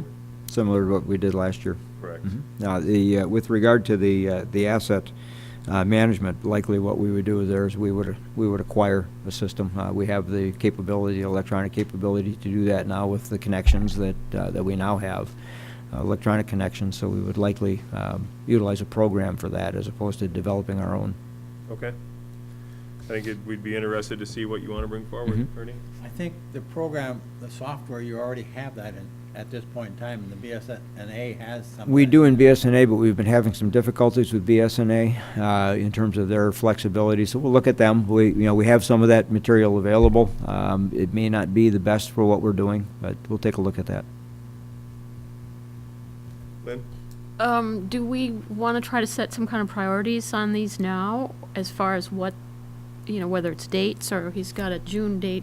Well, I would suggest your first priority is going to be the road project, and we've started that already. Getting that going. We're looking at having the bonds being let by February, so the proceeds can be back for a March application and a start of construction in hopefully late March, early April. On that project, but once that gets going, that will be the primary focus to begin with. As I mentioned, the Water Authority discussions are ongoing. Those are ongoing discussions. The cost allocation program basically will bring a proposal back to the board. Once that proposal is adopted, they'll do the work, basically, and it'll be a monitoring, working with them, getting that information back, getting it back to the board with appropriate costs. So I think these things can go on concurrently, but they'll be phased throughout the year. I just wondered if we were going to start right away with the cost, what's it called? Yes, because we want that for the 2016 budget cycle. Right, okay. So I we just want to didn't have a want that to response get back pushed by away. May I on think that. what I'd like to see him do is, like I said, he puts it together, he agrees that these are the 4, and I'll send him a recap on it, but these are the 4 that are mutually agreed upon goals by the board as well as the manager, and he provides us with, the first thing that you get from him is not only the goals, but he's going to break it down into the tactics and timeframes so that he's going to tell us how he's going to get those done and when he's going to get them done by. And so what you'll see the first meeting in January, if you have it ready for the next meeting, we'll put it on the next agenda, but at least by the first meeting in January, so that we can look at it. If the board disagrees with his prioritization, we would change it at that time. Randy? Yeah, the one of those objectives that we may not have direct control over is the Mason's Bluff, because we're one of 3 potential players in that, and some of it is going to depend upon their ability and their timeframes to be able to free up their funding and to get their work done on the side of it. Our work is basically done. Our mission basically is to get them off dead center and get going on it. So that one, I'm going to be a little nebulous on that one in terms of time frame, because it's, we're one of 3 that are involved in it. But you can start the negotiations. Oh, absolutely. And show us what kind of costs that we are looking at, trying to move forward with it, so that we have Yeah. a much better idea of what's involved. Absolutely. All right, looking forward to it. I guess maybe we should have a motion to accept these as the 4 mutually agreed upon goals. Make the motion. I'll second. Motion is second. If there's no other discussion, all those in favor? Aye. Aye. Those opposed? That motion passes, and Randy, I will send you a recap on those. Send me that too, and I'll put it as part of that motion in the minutes, so it's listed in the minutes what they are. Will do.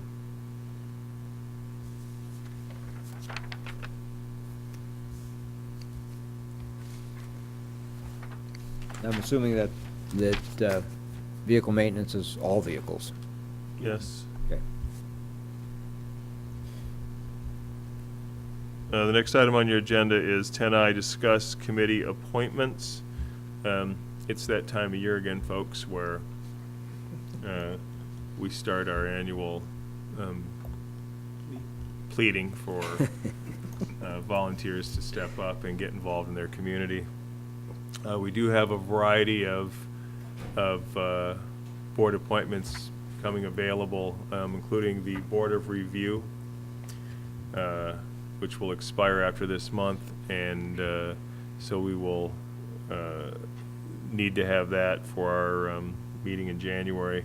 We will send out reminders. I mean, I know that these folks have already been contacted, asked if they're interested in continuing to serve, but we do want to make it public that we have all the Board of Review seats are open after this year, and so it's a 2-year commitment. It's the Board of Review. It's a very important board.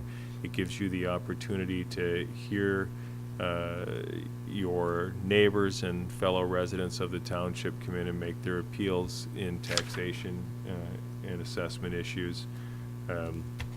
You serve such an integral part. It can be a big commitment. Last year we had alternates, which took some of the pressure off, so that if you weren't able to make it, we could get alternates into place. So we really can put 5 people with a couple alternates on the Board of Review. Again, if you're interested in serving your community, it's a commitment for a few days out of the year. I'm not going to lie to you, sometimes it can be long and tedious as you're sitting through there, through the mandated days and hours that you're required to be there, but it's so important that we give people the opportunity to be able to appeal their taxes and assess valuations on their property. We would really encourage you to consider it. Also, the event committee, always looking for new members, but again, 2-year terms that are coming up this year. These guys have been just dynamic in this community. In fact, tonight's event with the Christmas tree lighting out in front of the Westwood Mall, wouldn't have happened without the insistence of the hardworking folks from the event committee. The Marquette Township Fire Department has been a big part of that throughout the years, and it's all those little things that we do as we continue to try to make a sense of place. Event committee is probably the best committee you could be on in this community, because you just have it's a lot of work, but there's a lot of reward associated with it. Property maintenance appeals has some vacancies, as does the Marquette Senior Citizens Transition Board, 1-year term. So we have vacancies in those boards: Board of Review, Event Committee, Property Maintenance Appeals, and the Marquette Senior Citizen Services Transition Board at this time. If you're interested, stop in, go online, get an application, submit it, and we'd like to make those appointments as soon as possible at the beginning of January. Thanks for your interest. Any board members who know somebody who is interested, encourage them to please come in and fill out an application. Dennis? Yep. England, she did leave town. Yep, on a- look at Traverse City. Also, if they go online, can they see the requirements of these special, like the events, what it consists of, property management, what's it I consist don't of? know that we've done that Ever where break we that out? put a good explanation on. I think that's a good idea, Pete. That would be very helpful. Kind of a charge. Yeah.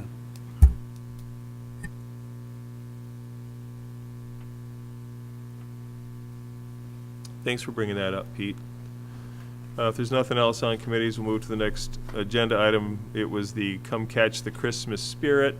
It was included in the packet since the packets went out early. If you had the opportunity to attend, it was a lot of fun. Hats off to Great Lakes Radio and especially Todd and Luke Nordike for having the equipment with the bucket truck to go and get the tree. Thank you to, I know I'm not going to say his last name correct. Sheshkovitz. It was really cool. A township resident who had planted this tree back in White Pine when he worked there. When he left there, he dug it up and took it with him and planted it in his yard. And it just kept on a-growing. And suddenly he looks out there and he's got this humongous 30-foot blue spruce tree that has taken over his front yard. And so he came and offered it up to us as our township tree. Todd Nordike was able to use his bucket truck to get that tree and haul it over and put it in front of the Westwood Mall. Luke made a 5-foot lighted star, welded it together a couple of days ago, and they mounted that up there yesterday. Got some great coverage from all of the local media stations about putting it out there. And then this evening, the Marquette Redmond Chorale was out there to sing Christmas carols. The Marquette Fire Department gave Santa a lift so that he was there. And wouldn't you know it, the Grinch showed up once again this year, but I can let everyone know that he did not steal Christmas from Marquette Township because the Marquette County Sheriff's deputies were standing by. They were able to apprehend the Grinch, and the last I saw him, he was in the back seat of the car wrapped up in police tape and off to Grinch prison. So hats off to everybody for doing it. It was really cool. Again, the events committee, this is one of the things they do, certainly thanks to Sunny 101, as well as the Marquette Township Business Association, the Westwood Mall, Michigan Equipment and Sales, Super One Foods, Marquette Fire Department, Mayor's Eat Oats, and Super One Foods donated 400 cookies. So perhaps if we get out of here in time, you can still sneak into the mall, and there may be a crumb or two left. But it was a great event, and I'd like to thank everybody who participated and came out. Especially to the Marquette resident who donated the tree, although now you've set kind of a standard for us, having a 30-foot beautiful blue spruce Christmas tree out there. So That's what I was I tried. I thinking. couldn't find anyone who had the claw big enough. So if you've got a large tree that's bothering you in your yard, give us a shout. We'll be looking for you next year. Next item on our agenda is to consider the outdoor lighting ordinance recommendation. What you had in the packet, and Lynn, as the Planning Commission representative, they had started to discuss the outdoor lighting ordinance language.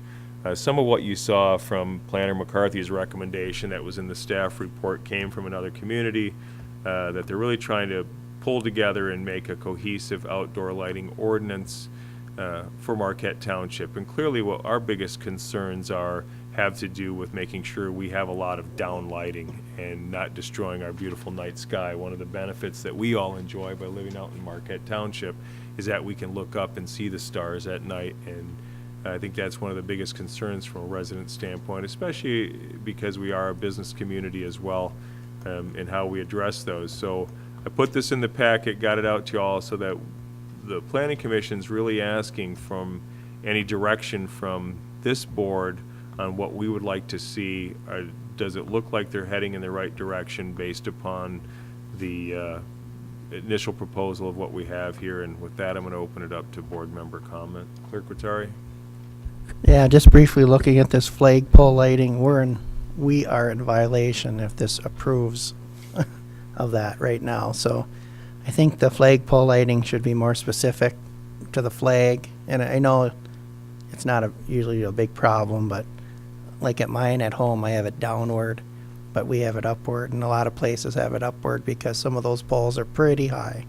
So it'd be hard to get it downward. So that's just a recommendation on that for the planning commission to take a look at it.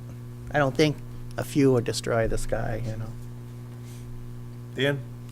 Well, it appears they're going in the right direction, but my big concern is, and I know we've gone over this many times, is the actual Marquette Township street lighting policy itself. I know that when we discussed adding lights, we keep referring back to the original street lighting policy, which is inadequate in my belief. I'd like to see some kind of a change in the policy for street lighting. Especially thinking, just Ontario, where you got streetlights every once in a while, and then there's blocks of Trowbridge that have no streetlights at all, and I just think that needs to be addressed also. Pete? I got 6 different items I'd like to bring up. You get to Randy's about the flag. It's hard when you got to put a flag, a light going down on the flag versus going up. It don't have the same effect, and the height is going to be a problem because you're only going to show part of that flag. And I just think the flag should be we have a light from the bottom so it shows the fullness of the flag. I think we could do something with that. Lights on the dock, it says 3 feet from the dock. On some docks, I don't know if they have these lights like a lamp, and that would be higher than 3 feet. And so that's one of the things for people who live on a river or by a lake. If they have a dock, you have your light that's going up on the top of on a walkway. If you got a deck or something like that, usually they're a little bit higher than 3 feet. Mall lighting, as far as security, I think that should be allowed. And I think that is covered in there, I believe, Lynn. 15 feet on top of a pole. Sometimes you'd want one that's higher than 15 feet. If you're in your yard or in your driveway or something like that. I just question the 15 feet. Like docks, landscape. Okay, and the flagpole. I guess that's security lights. I think they should be on the side of a building. I think they should be left on, all night long, so, for security purposes. So, there might have about the 3 or 4 that I had questions on, but the flagpole is the one I just think that should be allowed from the bottom because you'll get the fullness of the flag and not just the top of or side of it. So, Ernie? I think the only, I'm just going through it quickly because I apologize, out of town, so I didn't have a chance to look at it, but one of the things Pete brought up with the commercial lighting being on at night, I saw this before, and just to paraphrase it, in no event shall outdoor lighting remain on after 11 p.m. unless on motion detectors. I think, as Pete said, we need lighting in these areas all night long, and that too, so how you can do it, I don't have any idea, but that would be the one thing I picked out relatively quick. So that's about the only thing I can comment at this point in time. So. Okay, thank you. Diana? I thought they all looked pretty good, except for the one I think I agree with Pete for it to go up On the flagpole on lighting? the flagpole. And Lynn, my comments would be the commercial lighting, to me, in no event shall outdoor lighting remain on after 11 p.m. Of course, we have businesses that are open after 11 p.m. They need to have the commercial lighting on, so I think that has to be done. I also agree that unless on motion detectors, I believe that they can have security lighting on there, so I think that if we're gonna put that into an ordinance, we wanna word it that, they can have lighting on all night. I think we need to be really careful about saying your lights go off at 11 o'clock. Lights go off when they go out, but security lighting is certainly allowed to remain, and that may include in some instances some of the parking lot lighting. I think we have to certainly grant some leeway there. I also agree with the flagpole lighting, that uplighting of the flagpole I don't think is a major issue, and I'm looking at the ordinance from a standpoint, I don't want to be a solution in search of a problem, and I don't think we have a problem. We haven't been getting a lot of complaints about uplighting on flagpoles, so why are we addressing it? And I think if the planning commission takes a critical eye as they go through here and looks at some of those, are we creating a solution in search of a problem? If we're developing a new ordinance that helps eliminate some of this. If we're not having an issue, why address it? If we're gonna, address it at all, maybe that should just be stricken from there. It could always be added into an ordinance if there was an issue. Maybe I should have given an explanation first. It might have answered some of your questions. Our plan is to put together, and I believe Chairman Allen has already talked to a couple different businesses in the community that have lighting experience, and BLP I think she talked to, and we'd like to put a work session together and kind of pick everybody's brains as to what we are required or is recommended. The two documents you had are our policy, the township policy, and then, as you mentioned, I don't even know where Planner McCarthy got the other one. I'm guessing he just looked online. It was It's downstate. Downtown somewhere, or downstate. But we didn't do anything to either one of these policies. We wanted you to look at them the way they are, to give you recommendations. We talked about it at two different meetings and kind of already made recommendations.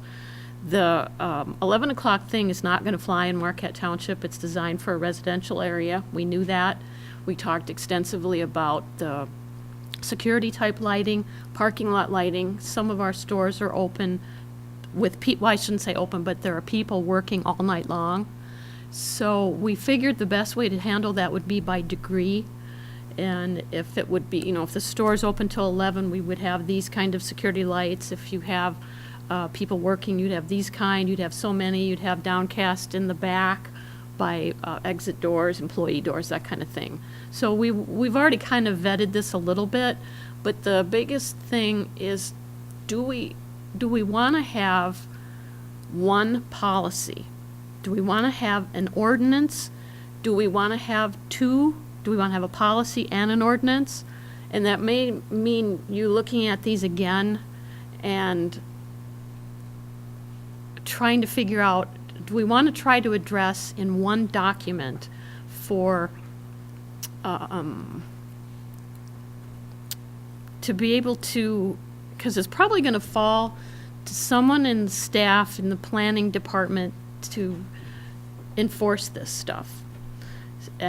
Whether that's one limited person, we can involve the police department at some point if there's an ordinance in place. I think if you kind of look at this once more before we get started at the planning level of actually pulling this apart, the comments that you made on a lot of these, except for the flag, we didn't really talk about that much, but the rest of it, we've kind of already chewed on. Do we want to try to commingle street lighting with what would probably be business lighting? The combination of the ordinance again and the policy. So the policy would fall to, again, we don't own the roads, and we have some money that we want to put toward lighting. It's kind of a mishmash. So we're looking for direction as to how you see the township governing lighting. Do you want to see it as one big thing, one big ordinance for how far the lights are apart in a residential area, how many lights you leave on a particular business, and do you want to regulate time? Do you want to say how tall the street lights are? Do you want to say they fall to the road commission? Do you want to say the sheriff controls who goes against these policies? Do you want to get as specific enough to say, in a parking lot such as the mall, if 25% of the lighting has to be replaced, does that mean that person has to totally go with the new standards of the downcast, the LED? It's a little more wide-ranging unless you think you want to keep it structured separately. And maybe you wouldn't be able to have an answer for that yet. Maybe you'd want to team up with the planning commission and do this work session with some of, any of the lighting suppliers, maybe even Menards, because they have all the different types of the family residential part. But, how comprehensive do you want the planning commission to be on this, I guess, is the direction we're looking for. I think that street lighting has always been done by policy. It's, the board sets a policy on where we want street lights and that kind of thing, and how those are gonna be put into place. And then it's left from a board's perspective to push back onto administration. Do we want to include that in a lighting ordinance? I can see good and bad for both of it. I mean, the good is that you have one-stop shopping that addresses lighting in your community, and you separate those from street lights versus commercial light district to whatever. Clearly, it also forces you to do a couple things. Number one, be very clear about what your policy is, because it's in your ordinance. But don't make an ordinance that you don't enforce either, so you have to be able to enforce it. And enforcement's gonna fall on the zoning administrator if we put it in an ordinance, or the zoning tech, so that's, pushes it down on there. Will the sheriff's deputies get involved just like they would on any other zoning ordinance issue? If it comes to that, yes. But, I guess that's a board decision. You're right, maybe we would like to sit down with the planning commission at the, usually after the first year, we try to get together anyway. It's a good time to get together right after the first year and maybe have this conversation. So maybe you could try to get this work session put together, unless you want to visit. I think Ellen was thinking at 3 different entities. She didn't name them off really, but the problem with the policy idea is that the enforcement is just almost impossible to enforce, not necessarily because we don't have people to do it, but there's no teeth in it. If we don't enforce it, then don't have it, because you Right. should never make an ordinance that you don't enforce. Doesn't make sense. Dan? One suggestion that when we do sit down with the planning commission, maybe we might include the board light and power or a Yeah, representative from. I think that was one of them, and I believe she said lighting specialists. Yeah. So I don't know what that meant besides the board. Well, I'm also thinking that in January, when we go downstate, that there is many vendors there that specifically work on that, and maybe we can work through one of them even. Get some information. Pete? To answer Danny's question, I'm going to go street lighting. The road committee has been working on that, but since the road millage came up, we started on that, and that was set back a little bit. To find out that we've been discussing, do you put street lights every 300 to 400 feet? You should have a light on every hill, on every curve, dead end. And it's in our ordinance, but we're not following, only because of cost. It costs $400 and some for every pole. It costs us $8 and some odd cents for every light that we have, that we're paying for. So I guess over the years, that's been sort of set back a little bit. But as we look at it, and we started to get into it, but then the road millage came up, but, every hill should have one, every curve should have one, every dead end should have one. Should we have them 300 to 400 feet apart? It's a money issue too, so that's what we were started about before, so we could continue on with that, but it's something to bring up. Dan? Well, I agree it's a money issue, but I also agree it's a safety issue too, and I don't want to forego safety just for the fact that the money isn't there. So I That's think why that we needs to be started looked it too, so. Andrew Gerard?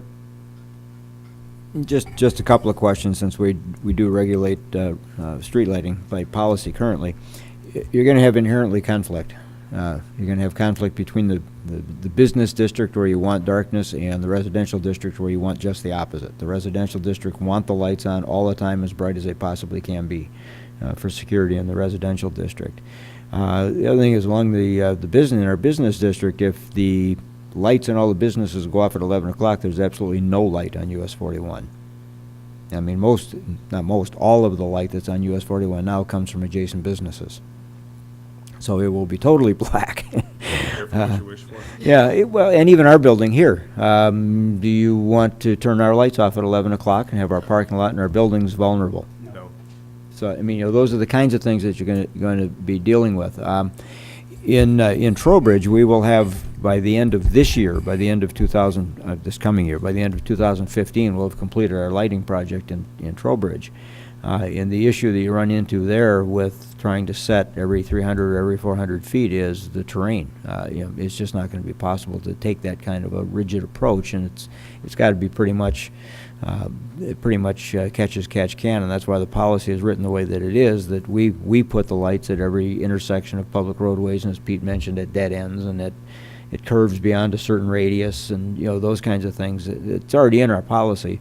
The question becomes, that we always get is private roads. What about private roads? And those are not included in our policy. So what we've done in the past is, in those instances, we've taken the position that the individuals that want the light can acquire the light, and then they would go into our inventory, and we would maintain it and pay the electricity.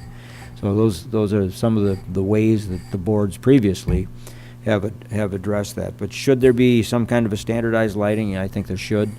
And maybe in the residential areas like Trowbridge, the urban residential area where you have heavily vegetated, maybe it's not the tall telephone poles with the light on top, because that light doesn't penetrate the trees in the 2 months where we have leaves. Realistically. So maybe something a little on a shorter note, shorter light that's below the canopy of the trees that actually lights and illuminates the residential areas. So. Anyone else? One more comment. What the road committee has discussed is where we start is with the complete streets, like Warner. We fix that up. Next one would be Ontario. And I believe in the future, Woodridge would be a complete streets. Them are the ones we're going to start on. And then the bad ones, like curves and hills and stuff like that, like going down the hill, Ontario right on top.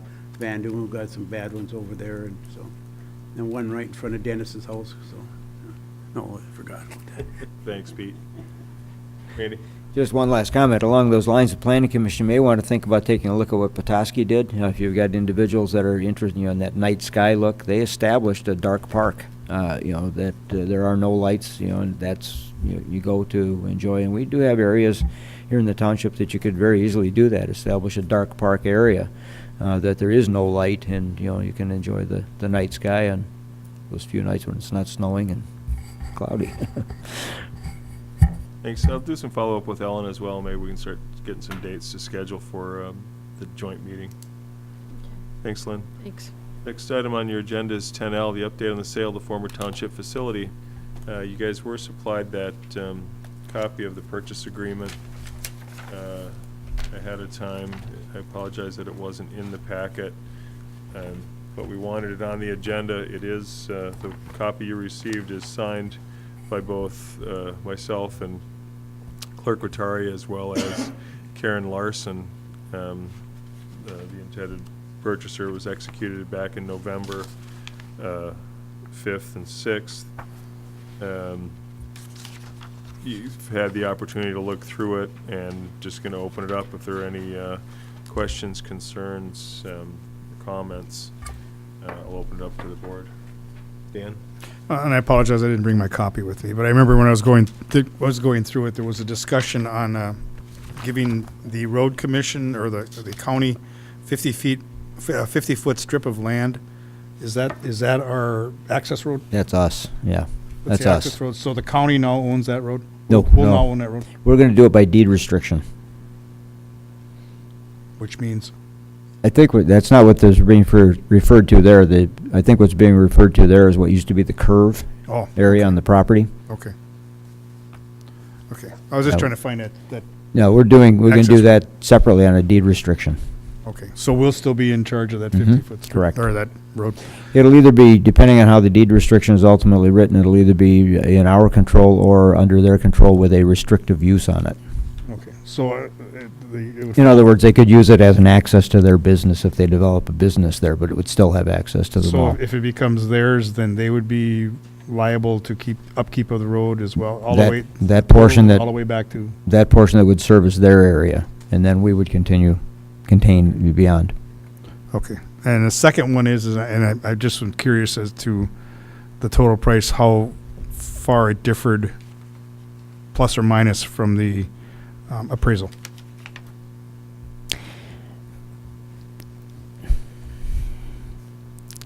We don't really want to talk about that in public, but it's Okay.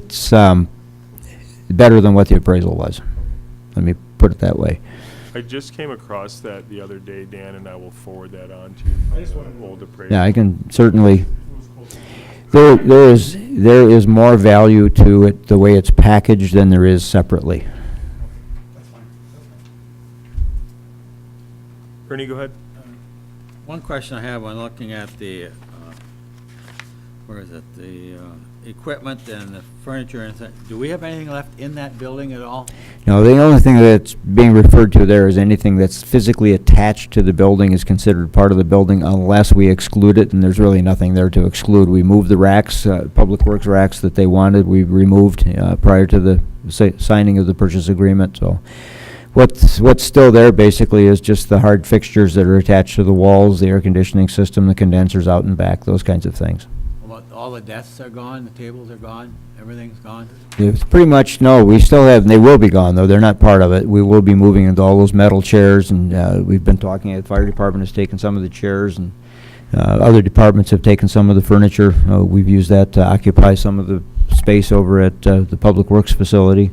What remains doesn't have much value, other than the metal folding chairs and the old folding tables that are in pretty tough shape. But those may still have some uses elsewhere. I think the last question I have is, when that dollar amount comes to the board, to make sure the board has that directed strictly right to the payment. Absolutely, on the principal. On the principal. That's correct.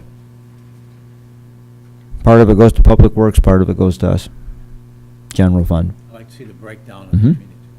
Yep. The only thing we're waiting on right now is for the final decree from the court.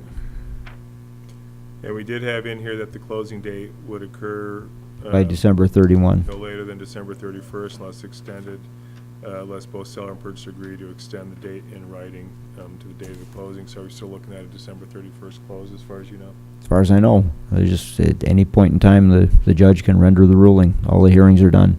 Thank you. Anyone else? Okay. We will move to the manager's report. I know you have a written report dated November 26th that is in your packet. And then Manager Gerard, anything you won't care to add? Well, and some of that may answer some of Treasurer Johnson's questions, first part of it, the update on where we're at. Basically, we do intend, I met with Dave Wiegand, who is kind of spearheading this for us. I met with him just earlier this evening, and we are still looking at being completed by the end of December, being in there. We're targeting within the next probably 2 weeks to start flooding the rink. We want to get to the point where it's not raining anymore with the up and down temperatures. So it's pretty much on track to be built. I did have one question, though, Treasurer Johnson. When you raised the question about the Fair Avenue project, I'm not clear on what project you were talking about. They had to redo something on Fair Avenue down by, I can't remember the street. It was no more than 300-400 feet in that, and they had to, maybe Kurt can. Was that us, Kirk, or was that? Yeah, that's us. Oh, okay.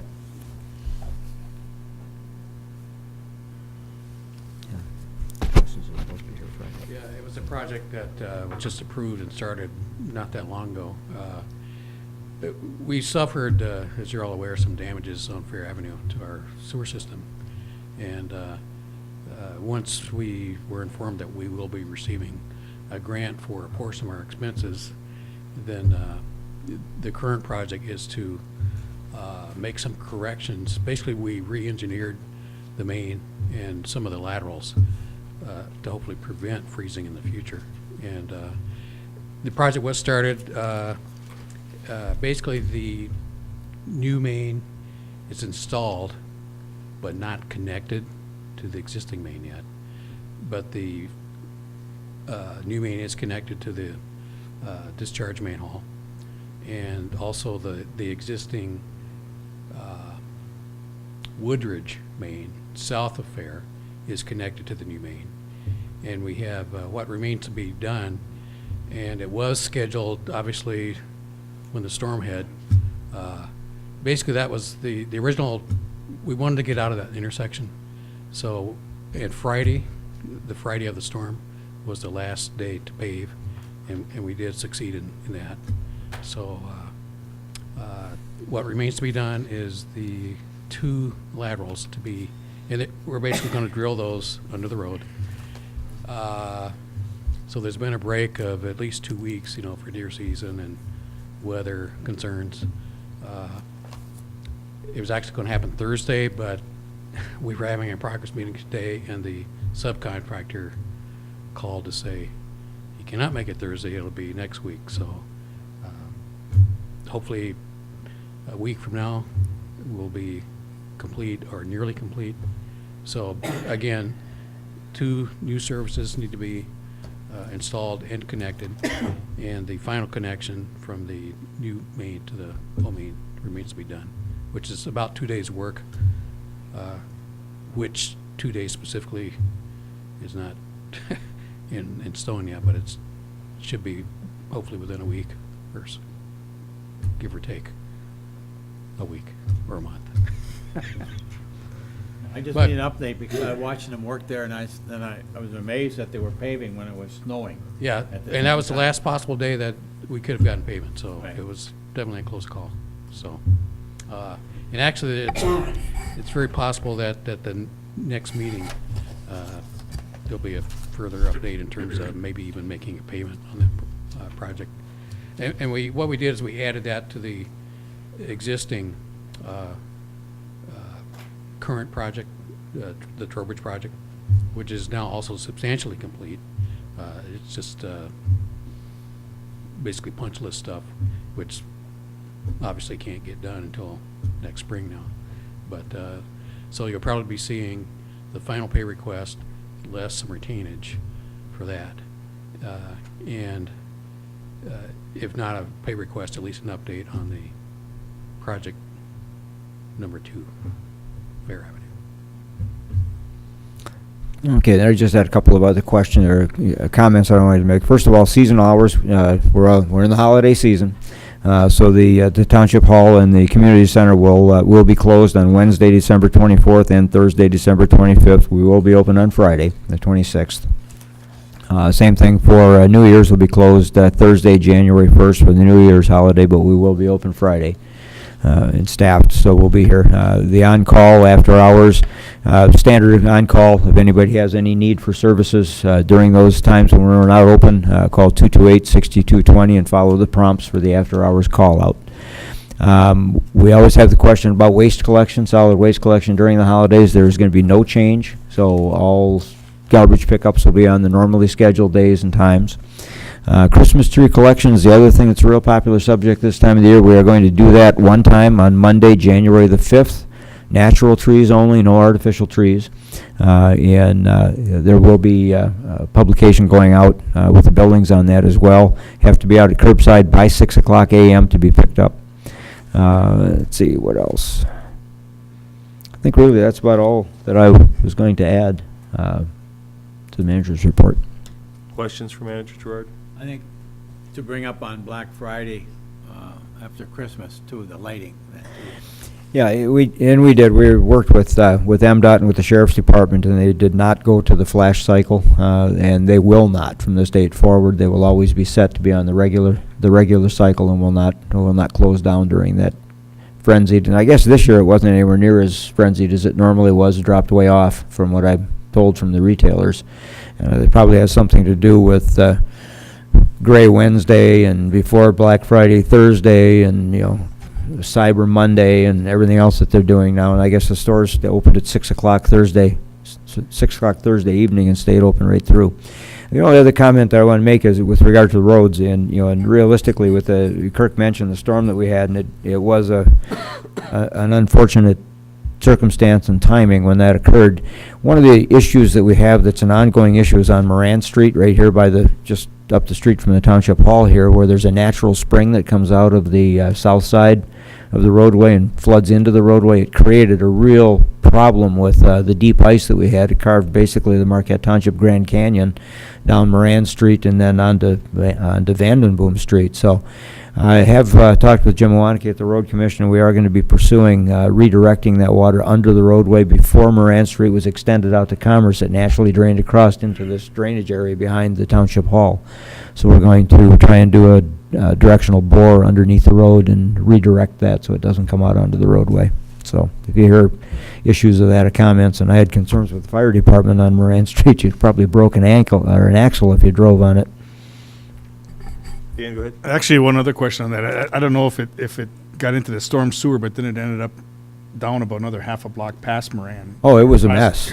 Past Erickson. Yeah, it did. It was a mess. Basically, what it did is it was following the south edge of the roadway just fine, but then for some reason it diverted out into Moran Street, ran to the intersection of Moran and Vandenboom, made a sharp left, basically went right down the center of Vandenboom Street and then branched off in both directions into drainage areas. So it created basically an impassable area. You couldn't get through it with a car. Well, it ended up down by Cox also. Yeah, all the way. Out of the storm sewer. Mm-hmm. Well, the storm sewer is probably full of sand.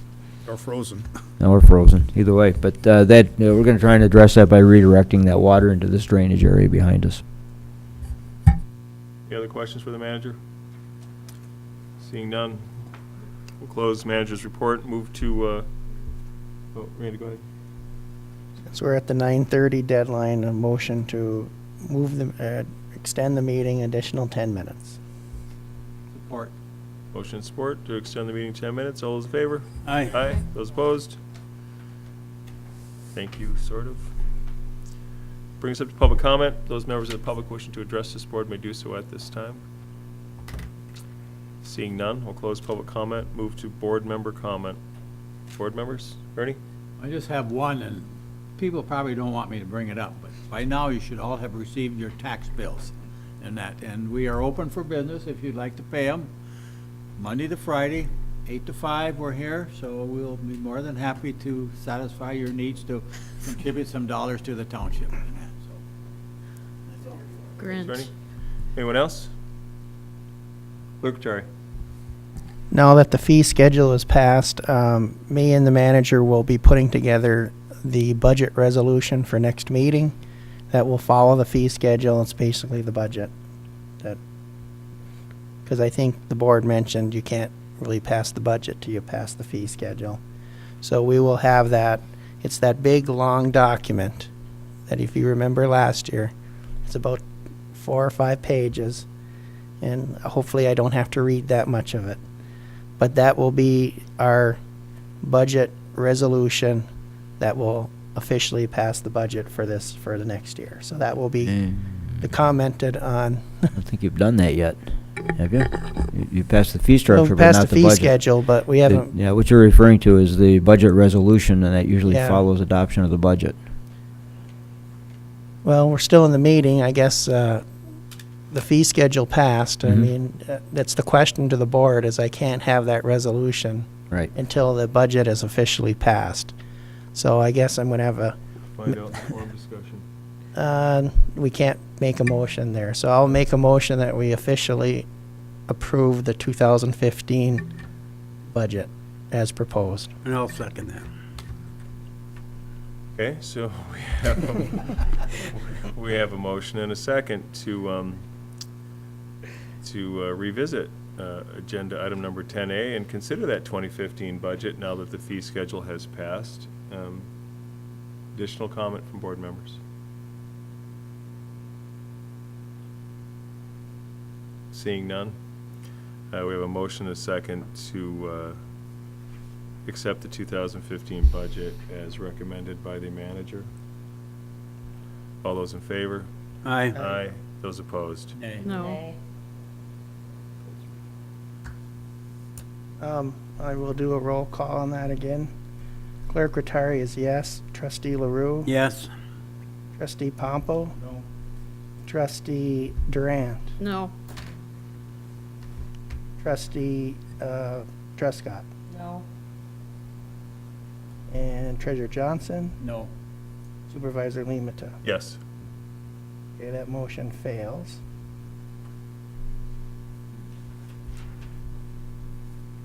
So motion fails. So then my question is, with the budget not being passed, we do have a fee schedule, but I don't have a budget to come with a resolution.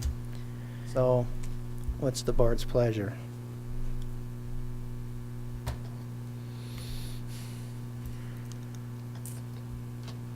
Aren't we gonna go to 13? That's what I thought, just because the fee schedule was passed, that's not the whole budget.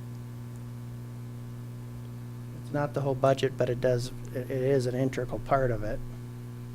And, I mean, I guess the problem would be is the fee schedule's passed, I don't have a budget for a resolution, okay? We're gonna discuss it. We can make a motion after the forum discussion, can't we? Yes, we To can. pass it or not? Yes, we can. So with that, I'll make another motion. We'll extend the meeting to at least 10 o'clock. Because I would like at least to get this, because I do, if either that or we're going to need additional meetings, because I do have to have a resolution either by next meeting or by the 31st of the year to pass the budget. So I don't know what the board's pleasure is, but does the board want to meet an additional time or within the next 2 weeks? I guess I'll withdraw my motion because we've been here long enough tonight. I think, Oh, we still gotta go into the forum discussion, leave your motion till 10 so we can hit the forum discussion. The board's gonna have to come up, the folks who don't wanna pass it are gonna have to come up with their justification for the reason why and come up with a plan. okay. And we'll come out of forum discussion, we'll move from there. Okay, well, I'll make a motion. We extend the meeting till 10 o'clock then. I'll second it. Any other comment? All those in favor? Aye. Aye. Those opposed? Aye. Any other board member comment? Dan or Pete? My only other comment is, you got a budget before you, you've had it for 4 months, it came out a month earlier, and it's the December 2nd. I'm hoping that the board, who can't seem to move off it for some reason, comes up with a plan or gets their questions answered or makes a proposal so that we can get out of this at some point before the state gives you your budget on the 31st. If there's no other board member comment, we'll close it. We'll move to the forum discussion. Agenda item number 13, continued discussion of 2015 budget. I'll open it up to the board's pleasure. Where are you going, people? Dennis? Yep, Go in the bathroom, go ahead. excuse me. The only reason I voted no is because I think that was kind of a skirt into getting the budget passed without having the discussion. I'm not saying I don't agree with the budget or I wouldn't vote for it. We've got consensus on most of the other departments. We just agreed only by default to accept the fee schedule. I just didn't think it was fair that we didn't finish deciding what we were going to do. Not that we couldn't pass it tonight, but I don't know who expected to pass it tonight, except maybe Supervisor Limata I expected to pass it in September. 2 months ago. But I would like to say a couple things. I think Kirk and Bob have been phenomenal through this whole thing. We started out with the supervisor wanting us to pass it the night we got it, and the extreme to that is waiting till December 30th, and that's wrong. They're both wrong.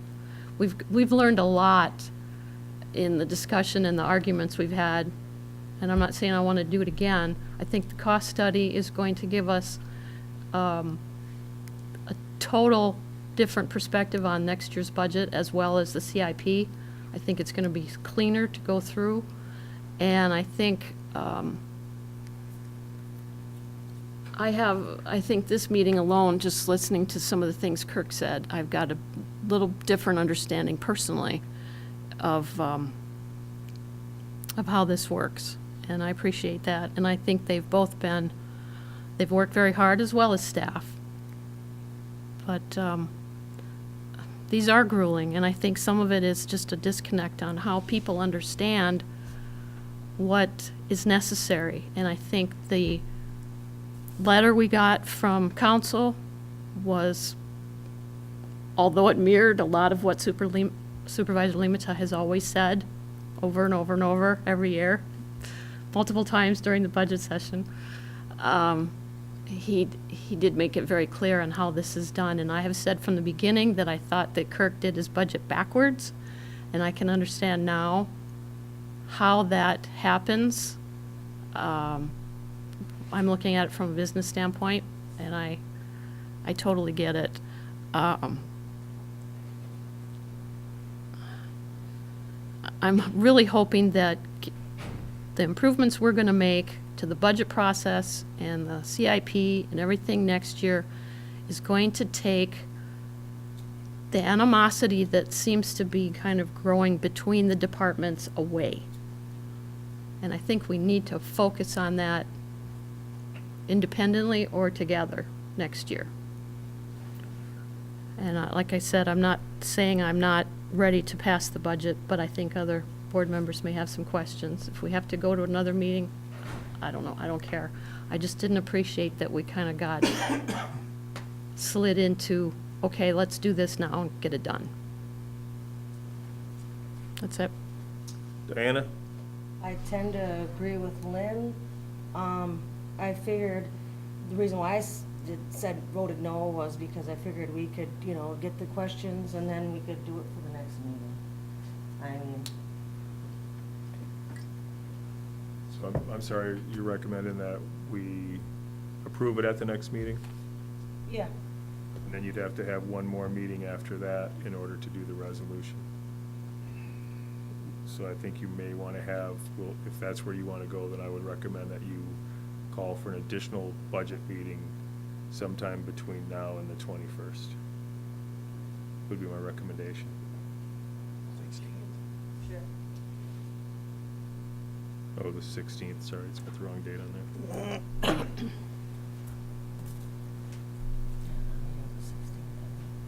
16th is our next board meeting. Right. Yes. Yeah, they got the 21st. So we had the 21st on the agenda, so between now and the 16th, we'd have to hold another meeting if that's where the board wants to go, or several meetings, whatever it takes to get the budget done, so we could have the resolution prepared for the 16th.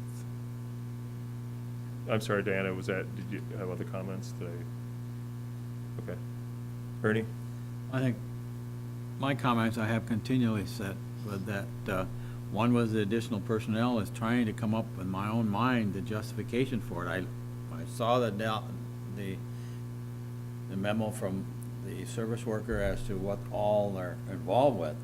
But to me, that's one side, and I'm looking the other side is, why can't they get it done? There should be additional information providing management or the board, however you want to call it, as to why they need the extra people. You can look at it and say, okay, we have to have them. I just look at it in a different manner in that. The other side of it, I listened to Kurt and that, I still concerned with the 24 cents on wastewater. I can't see it in the budget in that, so.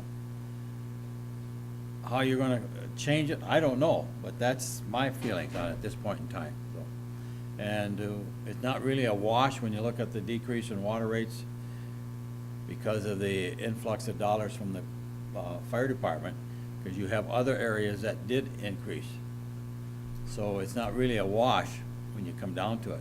There's a decrease, true, but there's not really a wash. And that's my feeling at this point in time. I can't come up with anything specific to say, if you want to do it this way, you're gonna have to do that. I'm just saying this is my feeling at this point in time until someone comes up and tells me where the 24 cents came from and the justification for the additional worker.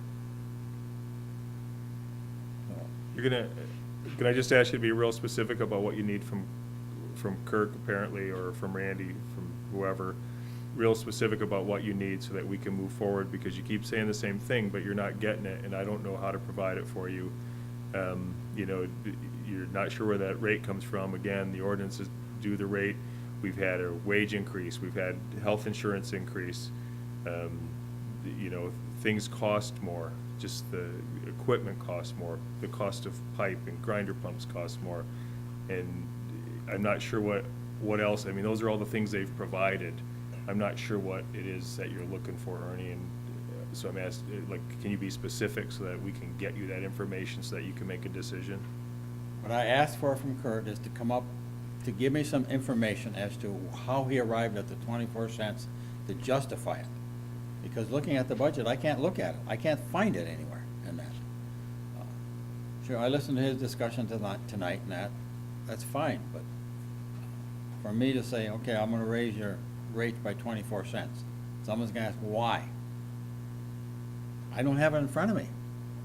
There's no solid data presented to do it. The same with additional personnel. There's no solid data presented to justify it, other than these are the responsibilities for that department. Fine. Why aren't they meeting those responsibilities? They don't have the data available to provide that information. They said they have work orders, but the work orders are a big pile of them. And all the information may be there, but these are the things that, from a business standpoint, it should have been accumulated as you go through the cost factors of what these things are costing, as you go through and do them and that. So that's what I'm looking for, some hard facts to justify my supporting it. And I I'm don't not- have in front of me. Again, I'm not sure, I'm trying to get to the specifics. I'm really struggling here because they have provided, I can pull out all the pages and pages of facts. It's, you know, the size of the system has expanded. He talked about the cost of goods has gone up. We know wages have gone up. We know benefits have gone up. The cost of benefits have gone up. We know the size of the system has grown with the same number of people. He's telling you that he's not being able to do all of the maintenance. Those are all facts. Those are all facts he provided. That's what I'm trying to get to, like, what else does Kirk need to provide you so that you can make a decision? And I mean, specifically, what can he give you? How do I want to put this now? I was provided with all the activities that they have to address. The question I have is that, why aren't these activities being done with the current manpower? When you look at that statement, you have to come up with some hard data saying, well, we have X number of pipes going in the ground, and we have X number of hours against that, but yet there's no many hours left to put on it because we're using them for something else. Those are the type of data that I foresee coming to me in that. But after the last meeting, didn't we agree that he didn't have what you were looking for? That's true. So what you're saying is I have to just, okay, don't have it, so I gotta go move forward in that. So what would be, so your justification of not approving the budget then is that the data doesn't exist and he can't produce it in the time that we need to approve the budget. So there's really, we're at a standstill. He can't give you what he doesn't have, and you can't move forward if you don't get it, is where we're at. That's about it. Okay.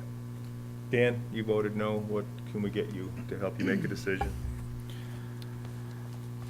Well, I should say my biggest problem, well, again, going by my calculations, it is a wash. I'm not going to say it's not a wash.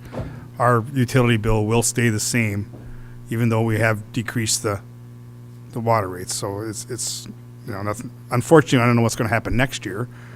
No one knows. And but I think my biggest problem, it's not so much data that I'm looking for this new person. My problem is, and you know, being in the works sector myself for a while. I mean, I know every morning you used to get work orders, and I never, I know problems cropped up that you had to do, but also every morning part of those work orders were preventive maintenance, whatever else you want.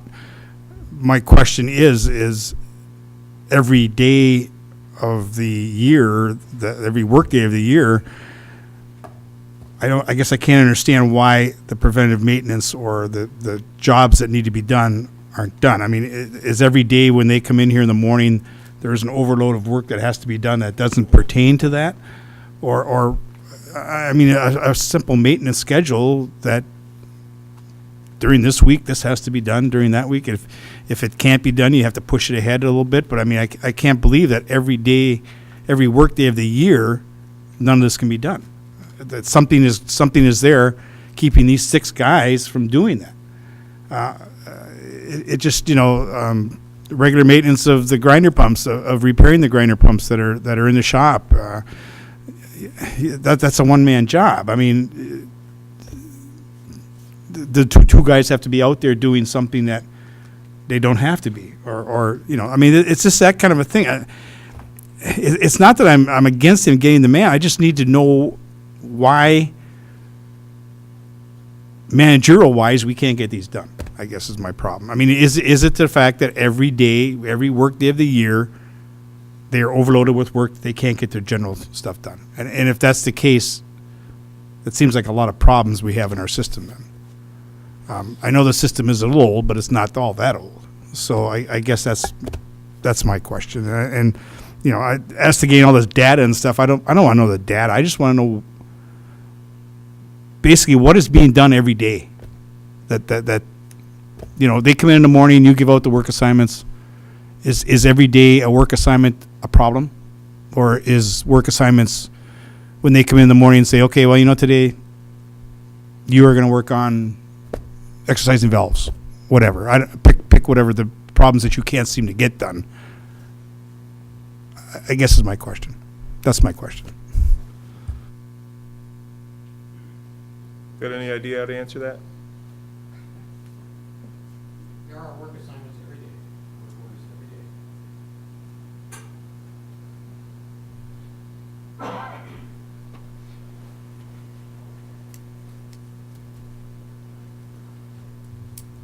In the maintenance we're talking about, the grinders are maintained, they're repaired and maintained. Okay, that's not, okay.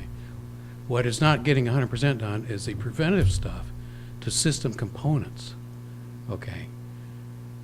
Because we are dealing on a daily basis, and this is pretty much every day, it's either a major project, such as Thursday, for example, even though the weather is long past ideal, we have to replace a valve on a fire line that a customer has chosen to disconnect, okay?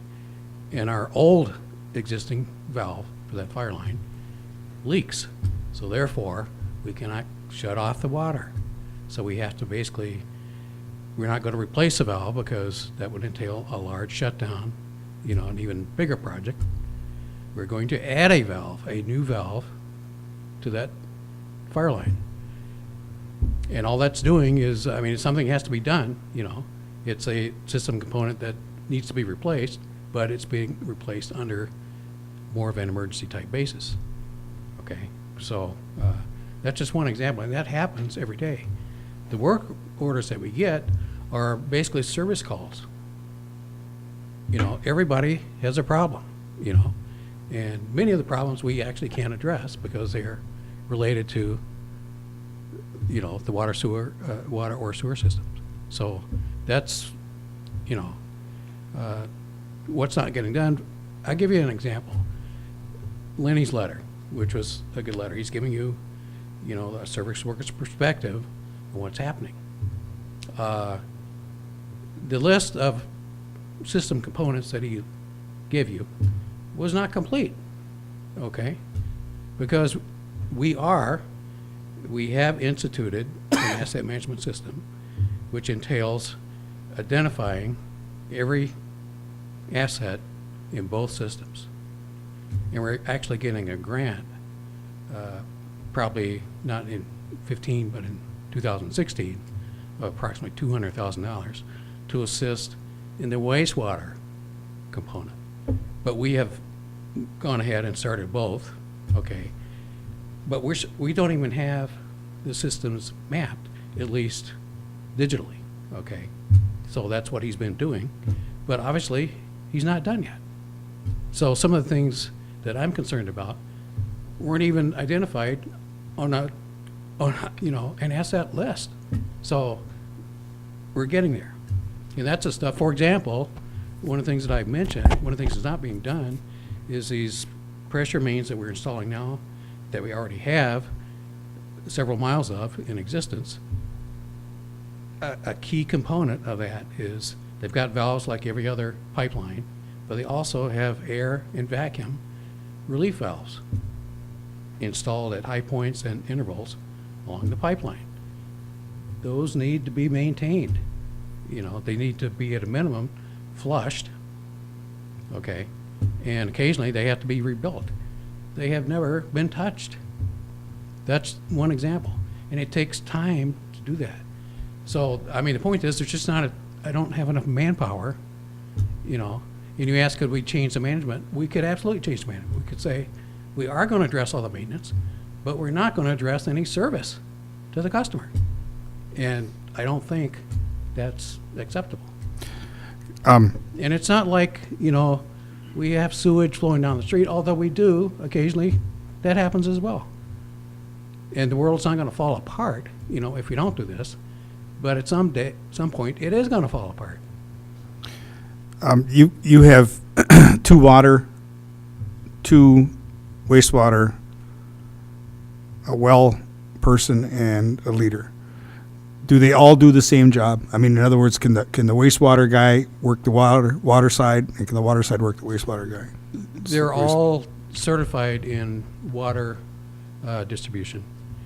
I only have 2 certified people in the well operation. Well operator, but you have, Yeah. you have one. But the well operator, you know, just because of the existing conditions, he's also a service worker. Right. So he's basically out there doing a lot of Right. the same things that the other guys. And that's what I'm asking. Yeah.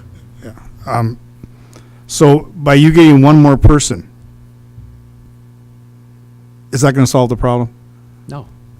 It's going to help, but again, it's strictly financial. You know, I was given this 2% limitation. That's where that came from. And I think Randy's expressed this very well. And, you know, and I've just put it off because you know, because we are getting the job done, but we're not getting the, you know, 100% of the job done. It should have happened before. We need 2 people, and the reason is you need a balanced number of people because many jobs do require 2 people, and you need teams, you know, to do something. So it's like, okay, you just don't have that with an odd number of people. So this one extra person, is this going to be just basically service worker, or is it going to be categorized either water or sewer? Or Well, it's going to be a service worker, but what I'd really like to do is to have somebody that's already certified and possibly even certified in some other areas as well, and has some skills that none of my people have. For example, we've got a lot of electronic systems. Everything is controlled and monitored, okay? And we just do not have a person. I've got to hire somebody, and it's really difficult to get anybody local. So I have service contracts that are working well, but they're out of, you know, Milwaukee, you know. I mean, there are people in the area, but they're overworked as well. I just can't get them, you know. So it'd be nice to have a person that could at least do some basic troubleshooting and maybe even some minor repairs, you know, some adjustments. So that's the kind of person I'm looking for. okay. And that person could also do, you know, the grunt work that everybody else does. Okay. That answers my question. Okay. I went in the office one day and looked at the sheets. I got them from Lois and what they do every day. And a lot of them have a routine. They have to do this, well readings and stuff like that before they even get to some of the other jobs. So if they have emergency coming up, some of that daily work is not going to get done because they have to do certain things. If you got time, go in there and ask her to take a look at the time sheets for all the guys. And I went in there and I sat down and I went through them. And that's how you see where there's a routine they have to do, there's things they have to get done every day, and then they go on to something else. But it's interesting to me that, you know, I knew it, but I mean, I just Right, had to yeah. see it with my own eyes, so. And I've got one other point. You know, the work order system is a great point. And this system that we are trying to implement right now does have a work order component, okay?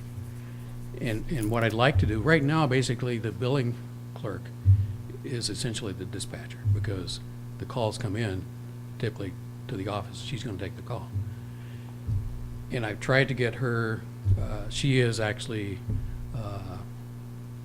a licensed user of this new software. But unfortunately, at the same time, we switched software vendors for the billing program. Okay, so at the same time, it's like, you know, she's learning two different new software systems. And of course, her main function is billing, so that's obviously the one that and that's not completely 100%. It's operating, but it doesn't do everything that, you know, it needs to be done yet. For example, reporting, you know. It can generate work orders, but even to do the budget or to do anything, I need reports on, you know, basically what's happening. And it just, we haven't reached a point where I can even get the reports from, you know, the existing software. I will with the new software. But again, we're in the early stages, so it's gonna take time. And of course, it takes time to even do that, you know, to implement new programs. You know, we try to increase efficiencies too, and we have in some areas. For example, flushing, okay? We used to flush basically dead ends, okay? Now we've implemented unidirectional flushing, which is when you just flush dead ends, if somebody calls up and complains, I got dirty water, I'm on the end of the street, all you're doing is wasting water and wasting time. It'll be clean for a minute, and then it'll be right back to where it is. Okay, so you wasted manpower, you wasted water to achieve nothing. Unidirectional flushing, basically, you basically isolate sections of the system by closing valves, okay, and then you flush segments at a certain velocity. Basically, you go from your source out to the end of the system. So that's got to be mapped out. And we have done that,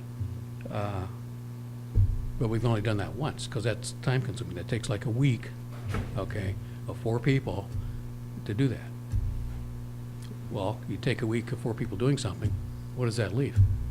2 people to do everything else. So that's just another example of we just need more people. I mean, it's certainly not for lack of effort on their part. I mean, you know,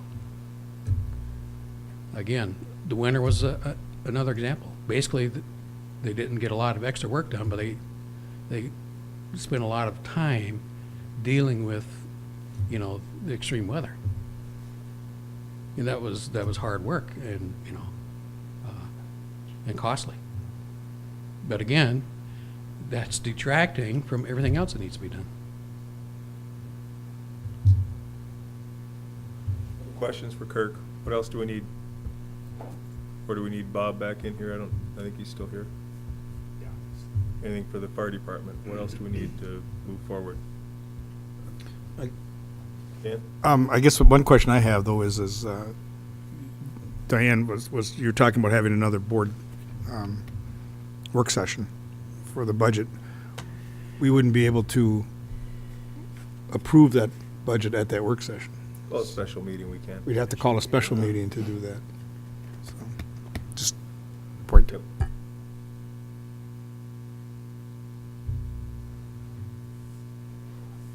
Other questions? No other, anything for Bob? Do we want to wait for Bob to come back, or Kirk, anything from Kirk? Seeing none, Clerk Rattari. Just a comment, this will be the last comment from me this evening, since we're running up against the 10 o'clock deadline.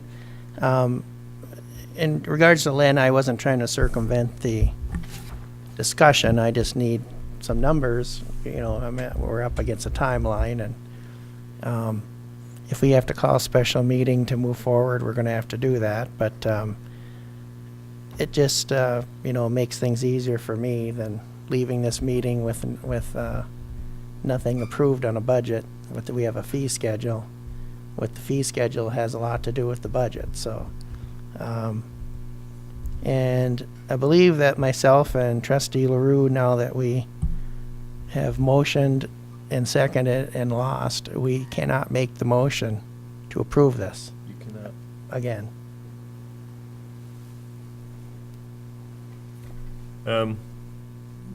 You know, My comments are, and Lynn, I didn't ask you to approve it the first time you saw it. The board had it a month, and I jokingly said I could pass it today, which I could, because the budget before us now is the exact same budget. It's been the same budget for many years, and it's an austerity budget. We're not spending a lot of money. We're trying to be very conservative in our approach, especially with paying off the facilities. 4 months later, we've talked a lot in circles around a lot of this stuff. In fact, I guarantee you that Bob wishes we would have passed the budget, because as we talked and, more came out, and if you look at it now, his budget, he lost his fund balance in $80,000 as we continued to pursue this. But it was a good thing that it came out, because we found out we needed to correct some of the actions that we were moving through in the budget process. Although, like I said, I think he probably would have preferred if we had passed it in September. It would have been a lot easier from his standpoint. My concern is that we dive so much into Public Works, and Public Works is easy to me. The ordinances dictate it, and we spend an inordinate amount of time on Public Works, really dissecting it, trying to micromanage little pieces of it so that we can understand it. And it tells me that we don't have complete faith in our superintendent, which surprises me, because he's been here for a long time, and I don't believe there's been any allegations that he doesn't do what he should be doing, or we don't have faith in our township manager in supervising our public works superintendent, because we don't believe what he's telling us, and the ordinances dictate what he delivers to us. That's why it's easy for me, and I struggle why we spend months on something that is really quite simple. The ordinances tell us exactly where we have to go, and in the end, after all these months and months, we end up passing the budget that way anyway, other than the first couple budget cycles when we were together as a group, when we changed some numbers, which if I understood the budget more then or as well as I do now, I would have never voted to approve that budget, because it was illegal. We violated our own ordinance, and we can't do it. When Bob came to us and asked if he could increase the number of firefighters to 35 from 30, it was a unanimous vote. Nobody asked why, what do they do, how long does it take, where's the data? We said, you haven't had an increase in how long? Of course you can increase it. Should go without saying. I mean, the size of the township, the complexities, the things you have to do, the stuff you have to do. But we didn't dive into it. We didn't ask, what kind of maintenance do they do on the trucks? Well, how long does that take? Well, how many guys respond? We said, yeah, that makes sense to us. Kirk says, man, I'm behind. And we look at him as a board and we say, we don't believe you. You got to show us. You got to prove to us that everything's not getting done. We want to see specifics. We want you to give us reports. And that frustrates me, because it's two different standards between two different departments. And I know there's a difference, because they're, paid on call versus full-time employees, and but they're still employees, and there's still that lack of trust. We don't trust our public works for some reason, and I don't know what that is, and that's where my frustration comes in the budget. Could I have passed this budget in September? Yeah, I could have, by the time I got through it, but then again, I spend a lot more time with the budget than you guys typically do leading up to it, so I've gone through everything. By the time you guys get it, I've already been through there. So yeah, I have to remember that and keep that into perspective, that, I've had those conversations, but it's why I encourage you to go and sit down and talk to these guys, because that's where I get most of it from. It's kind of like I said with Kirk, when he wants to add somebody and I bring him in, I go, hey, you got a minute, come on in. And I say, you're out of your mind. There's no way I'm going to approve you hiring somebody. Why would we do that? Why does that make sense? And the look on Kirk's face, like, what? And then he just tells me why. And it's like, thanks, that's what I needed to know. I needed to know where you were going to go with it when I asked you, because the board's going to ask you.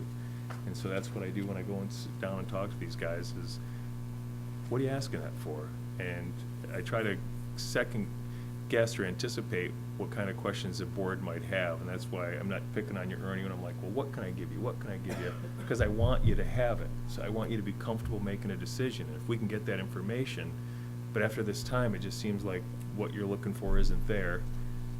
If I could get it, I would, and I would encourage, like, after our meetings always, I'd go and ask Kirk especially, because he's the one who gets pounded on the most. Can't you give them what they're looking for? What do you have? What are you holding out? There's something. There's something. Can you call them and ask them specifically what it is? Give them what they need so that we can move forward. I don't know if we're prepared to move forward now or not. If we have to have more meetings, maybe we should schedule a few more meetings until we can vote to move forward. But we've got till, it's only the 2nd, we've got till the 31st that we have to deliver a balanced budget. We have time to get a lot of meetings in, and I've got some time on my hands, so. Yeah, you guys want to have a meeting every day, I'm in. I'd rather not. Let me be on record as saying I would much rather not. But let's do what we need to do and get it over with, and I'd love to get it done before we meet on the 16th. If we need 5 meetings, let's schedule 5 meetings before we get out of here today. Dan? Well, a couple of comments. I think the biggest problem I think we have is the fact that I know we spent a lot of time on Kurt's budget, and that's only because, as far as I'm concerned anyway, that's a big deal to the individual residents, because that's coming out of their pocket. Every time we get increases, that's all we hear complaining, over and over and over. And I think it's just a due diligence, as far as I'm concerned, on our part, to make sure that when we have to actually tell somebody, well, you know what, you're going to go up 24 cents per 1,000 gallons, that they understand it. And I could have sat down with Kurt and I could have asked Kurt all the same questions, but unfortunately, when I do that, the public doesn't hear the answers. So I realize that we spend a lot of time in meetings, and I just as soon not do it either. But I think I don't know how many hits we get on our YouTube or whatever, but nevertheless, the answers are there. If they want to hear it, they'll be able to hear it. The rate-wise, obviously, we are basically stagnant this year, with, unfortunately, at the cost of the fire department, but that brought us to a stagnant. Our utility bill should not go up this year, again, due to the fire department having to contribute $60,000. So, that's, as much as I'd like to see it get lowered, I can accept that. I mean, it's unfortunate, but unfortunately next year we're going to go through the same thing again. I understand your feeling, Dennis, that, that we seem to be dragging this out constantly, but again, I think it's just something that it affects the citizens, and I think that's something that they need to see why we're asking for these increases. Yeah, like I said, I could sit with Kurt all day, I could sit with Bob all day, but they don't hear the response back that I'm getting, and now they are. And as crazy as it sounds, Kurt's explanation for his extra man makes sense. I mean, I can understand where he's coming from, that you're not getting this done. Is it going to really matter that much if we approve him getting one more man? Probably not. It's not going to be affecting the rate or anything like that. It's going to be affecting his budget, but it's been, again, covered. He had it in his budget, and again, thanks to the fire department, it's covered. Basically, it's a stagnant thing. Do I like to see rate increases? No. Just as much as any resident out here does. Nobody wants to see the rate. And I feel sorry for Lynn, because she's seen even bigger rate increases than I am. I mean, I'm talking 3,000 gallons. I can't even imagine what Lynn's talking gallon-wise. 140. Yeah. So, obviously, a 3-cent decrease for me is going to be different than a decrease for Lynn, or a 24-cent increase for me is going to be a lot more for Lynn.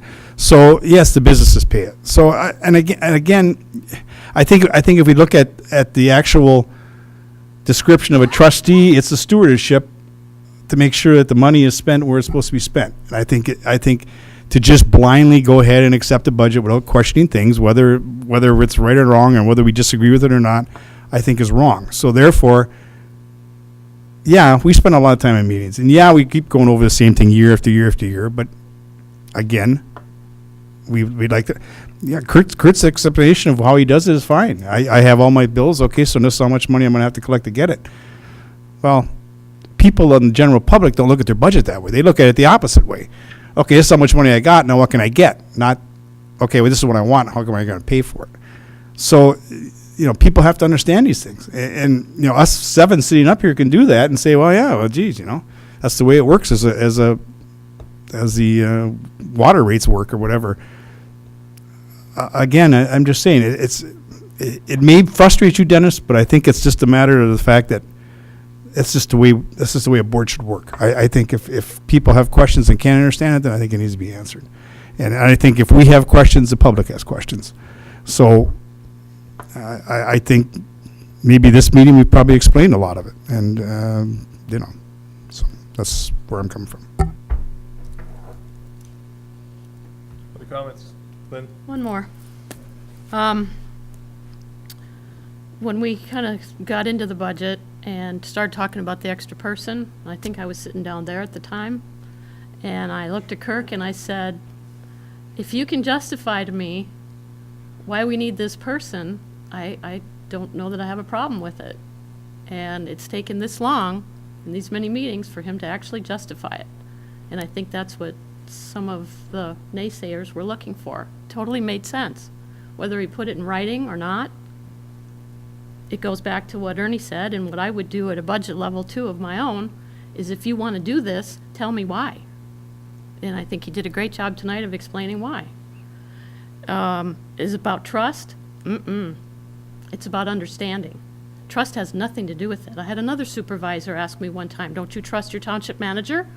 It's not about trust. It's about being a trustee and looking and understanding what we are voting on and putting our signature on. If I get a contract, yeah, I read it before I sign it. You have to. You're putting your name on it. We're saying, yes, we agree with this. And if we don't agree 100% to approve the budget, shame on us. Somebody didn't get the answers. The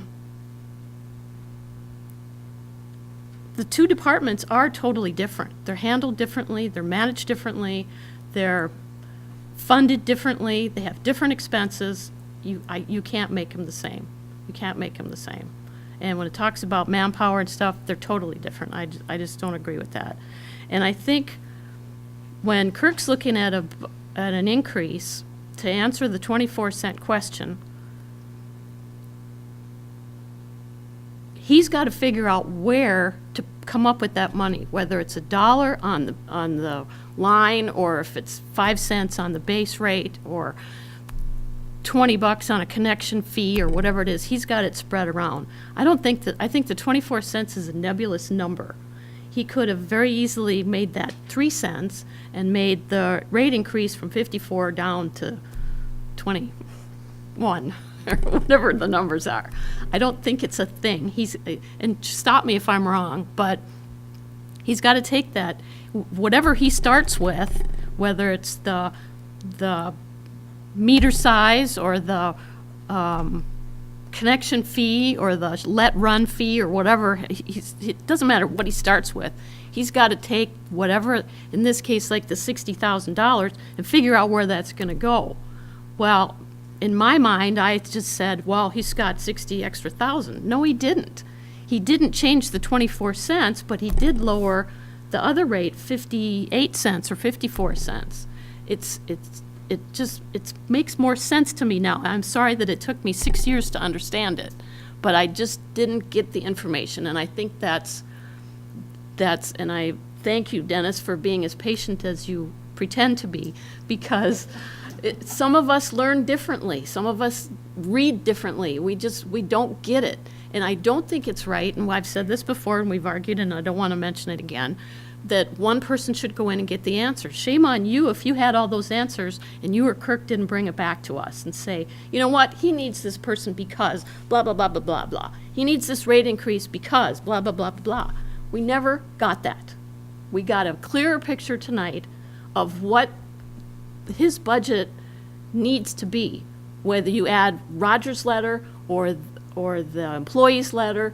This all should have come out the first night we started the budget. I bet you we wouldn't have had any questions. And I'm hoping that, like I've said, the CIP and the different processes that we're going to go through in the next year, I think our legacy is going to be that we got so organized and so modernized and so well structured that's going to be our legacy going forward, that we helped the township become more streamlined. And I think that's going to save the township operating money, and it's going to be able to give the employees an even better feeling about what they're contributing to.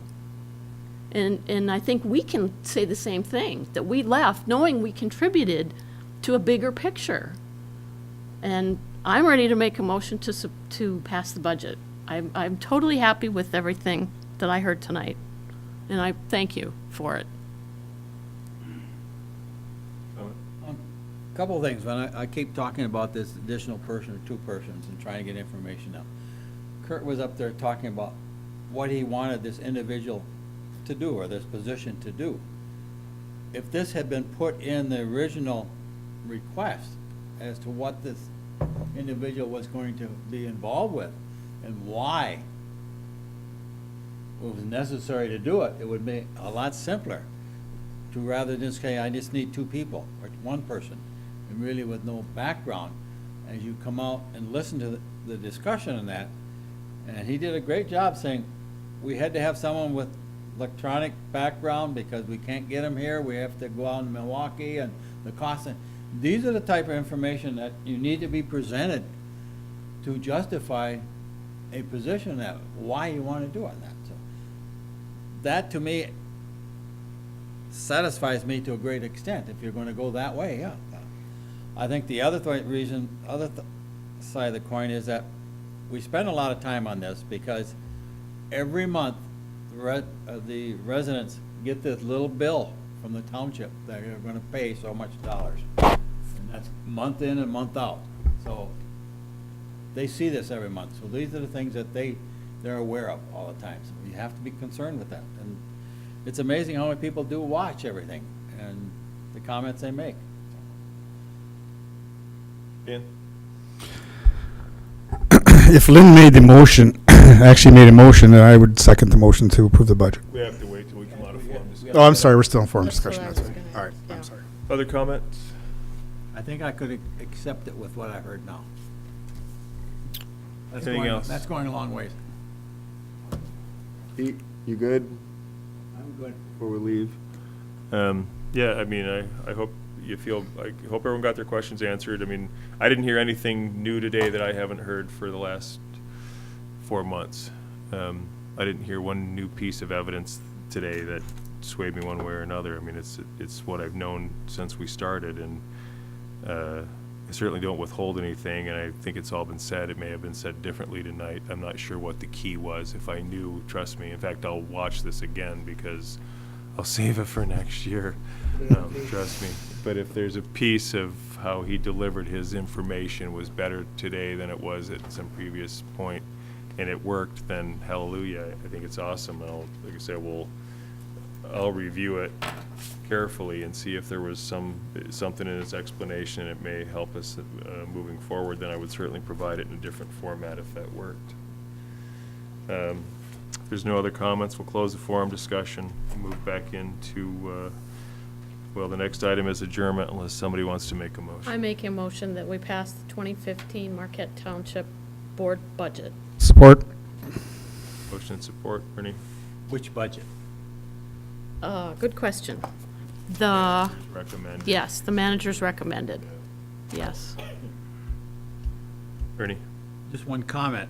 With discussion we've had, and with Kurt, at least I have had with trying to get information, I think between now and next year, work on some way to develop a work order system in that, because he talked about flushing the lines and that X number of man hours and everything else. You start pulling this all together, by year end, you'll know how many hours you're placed on this, how many hours are placed on that, and you have all this additional work that can't get done because of this. You have all this actual data in front of you, and you can now go back to it real quick and say, these are the reasons why.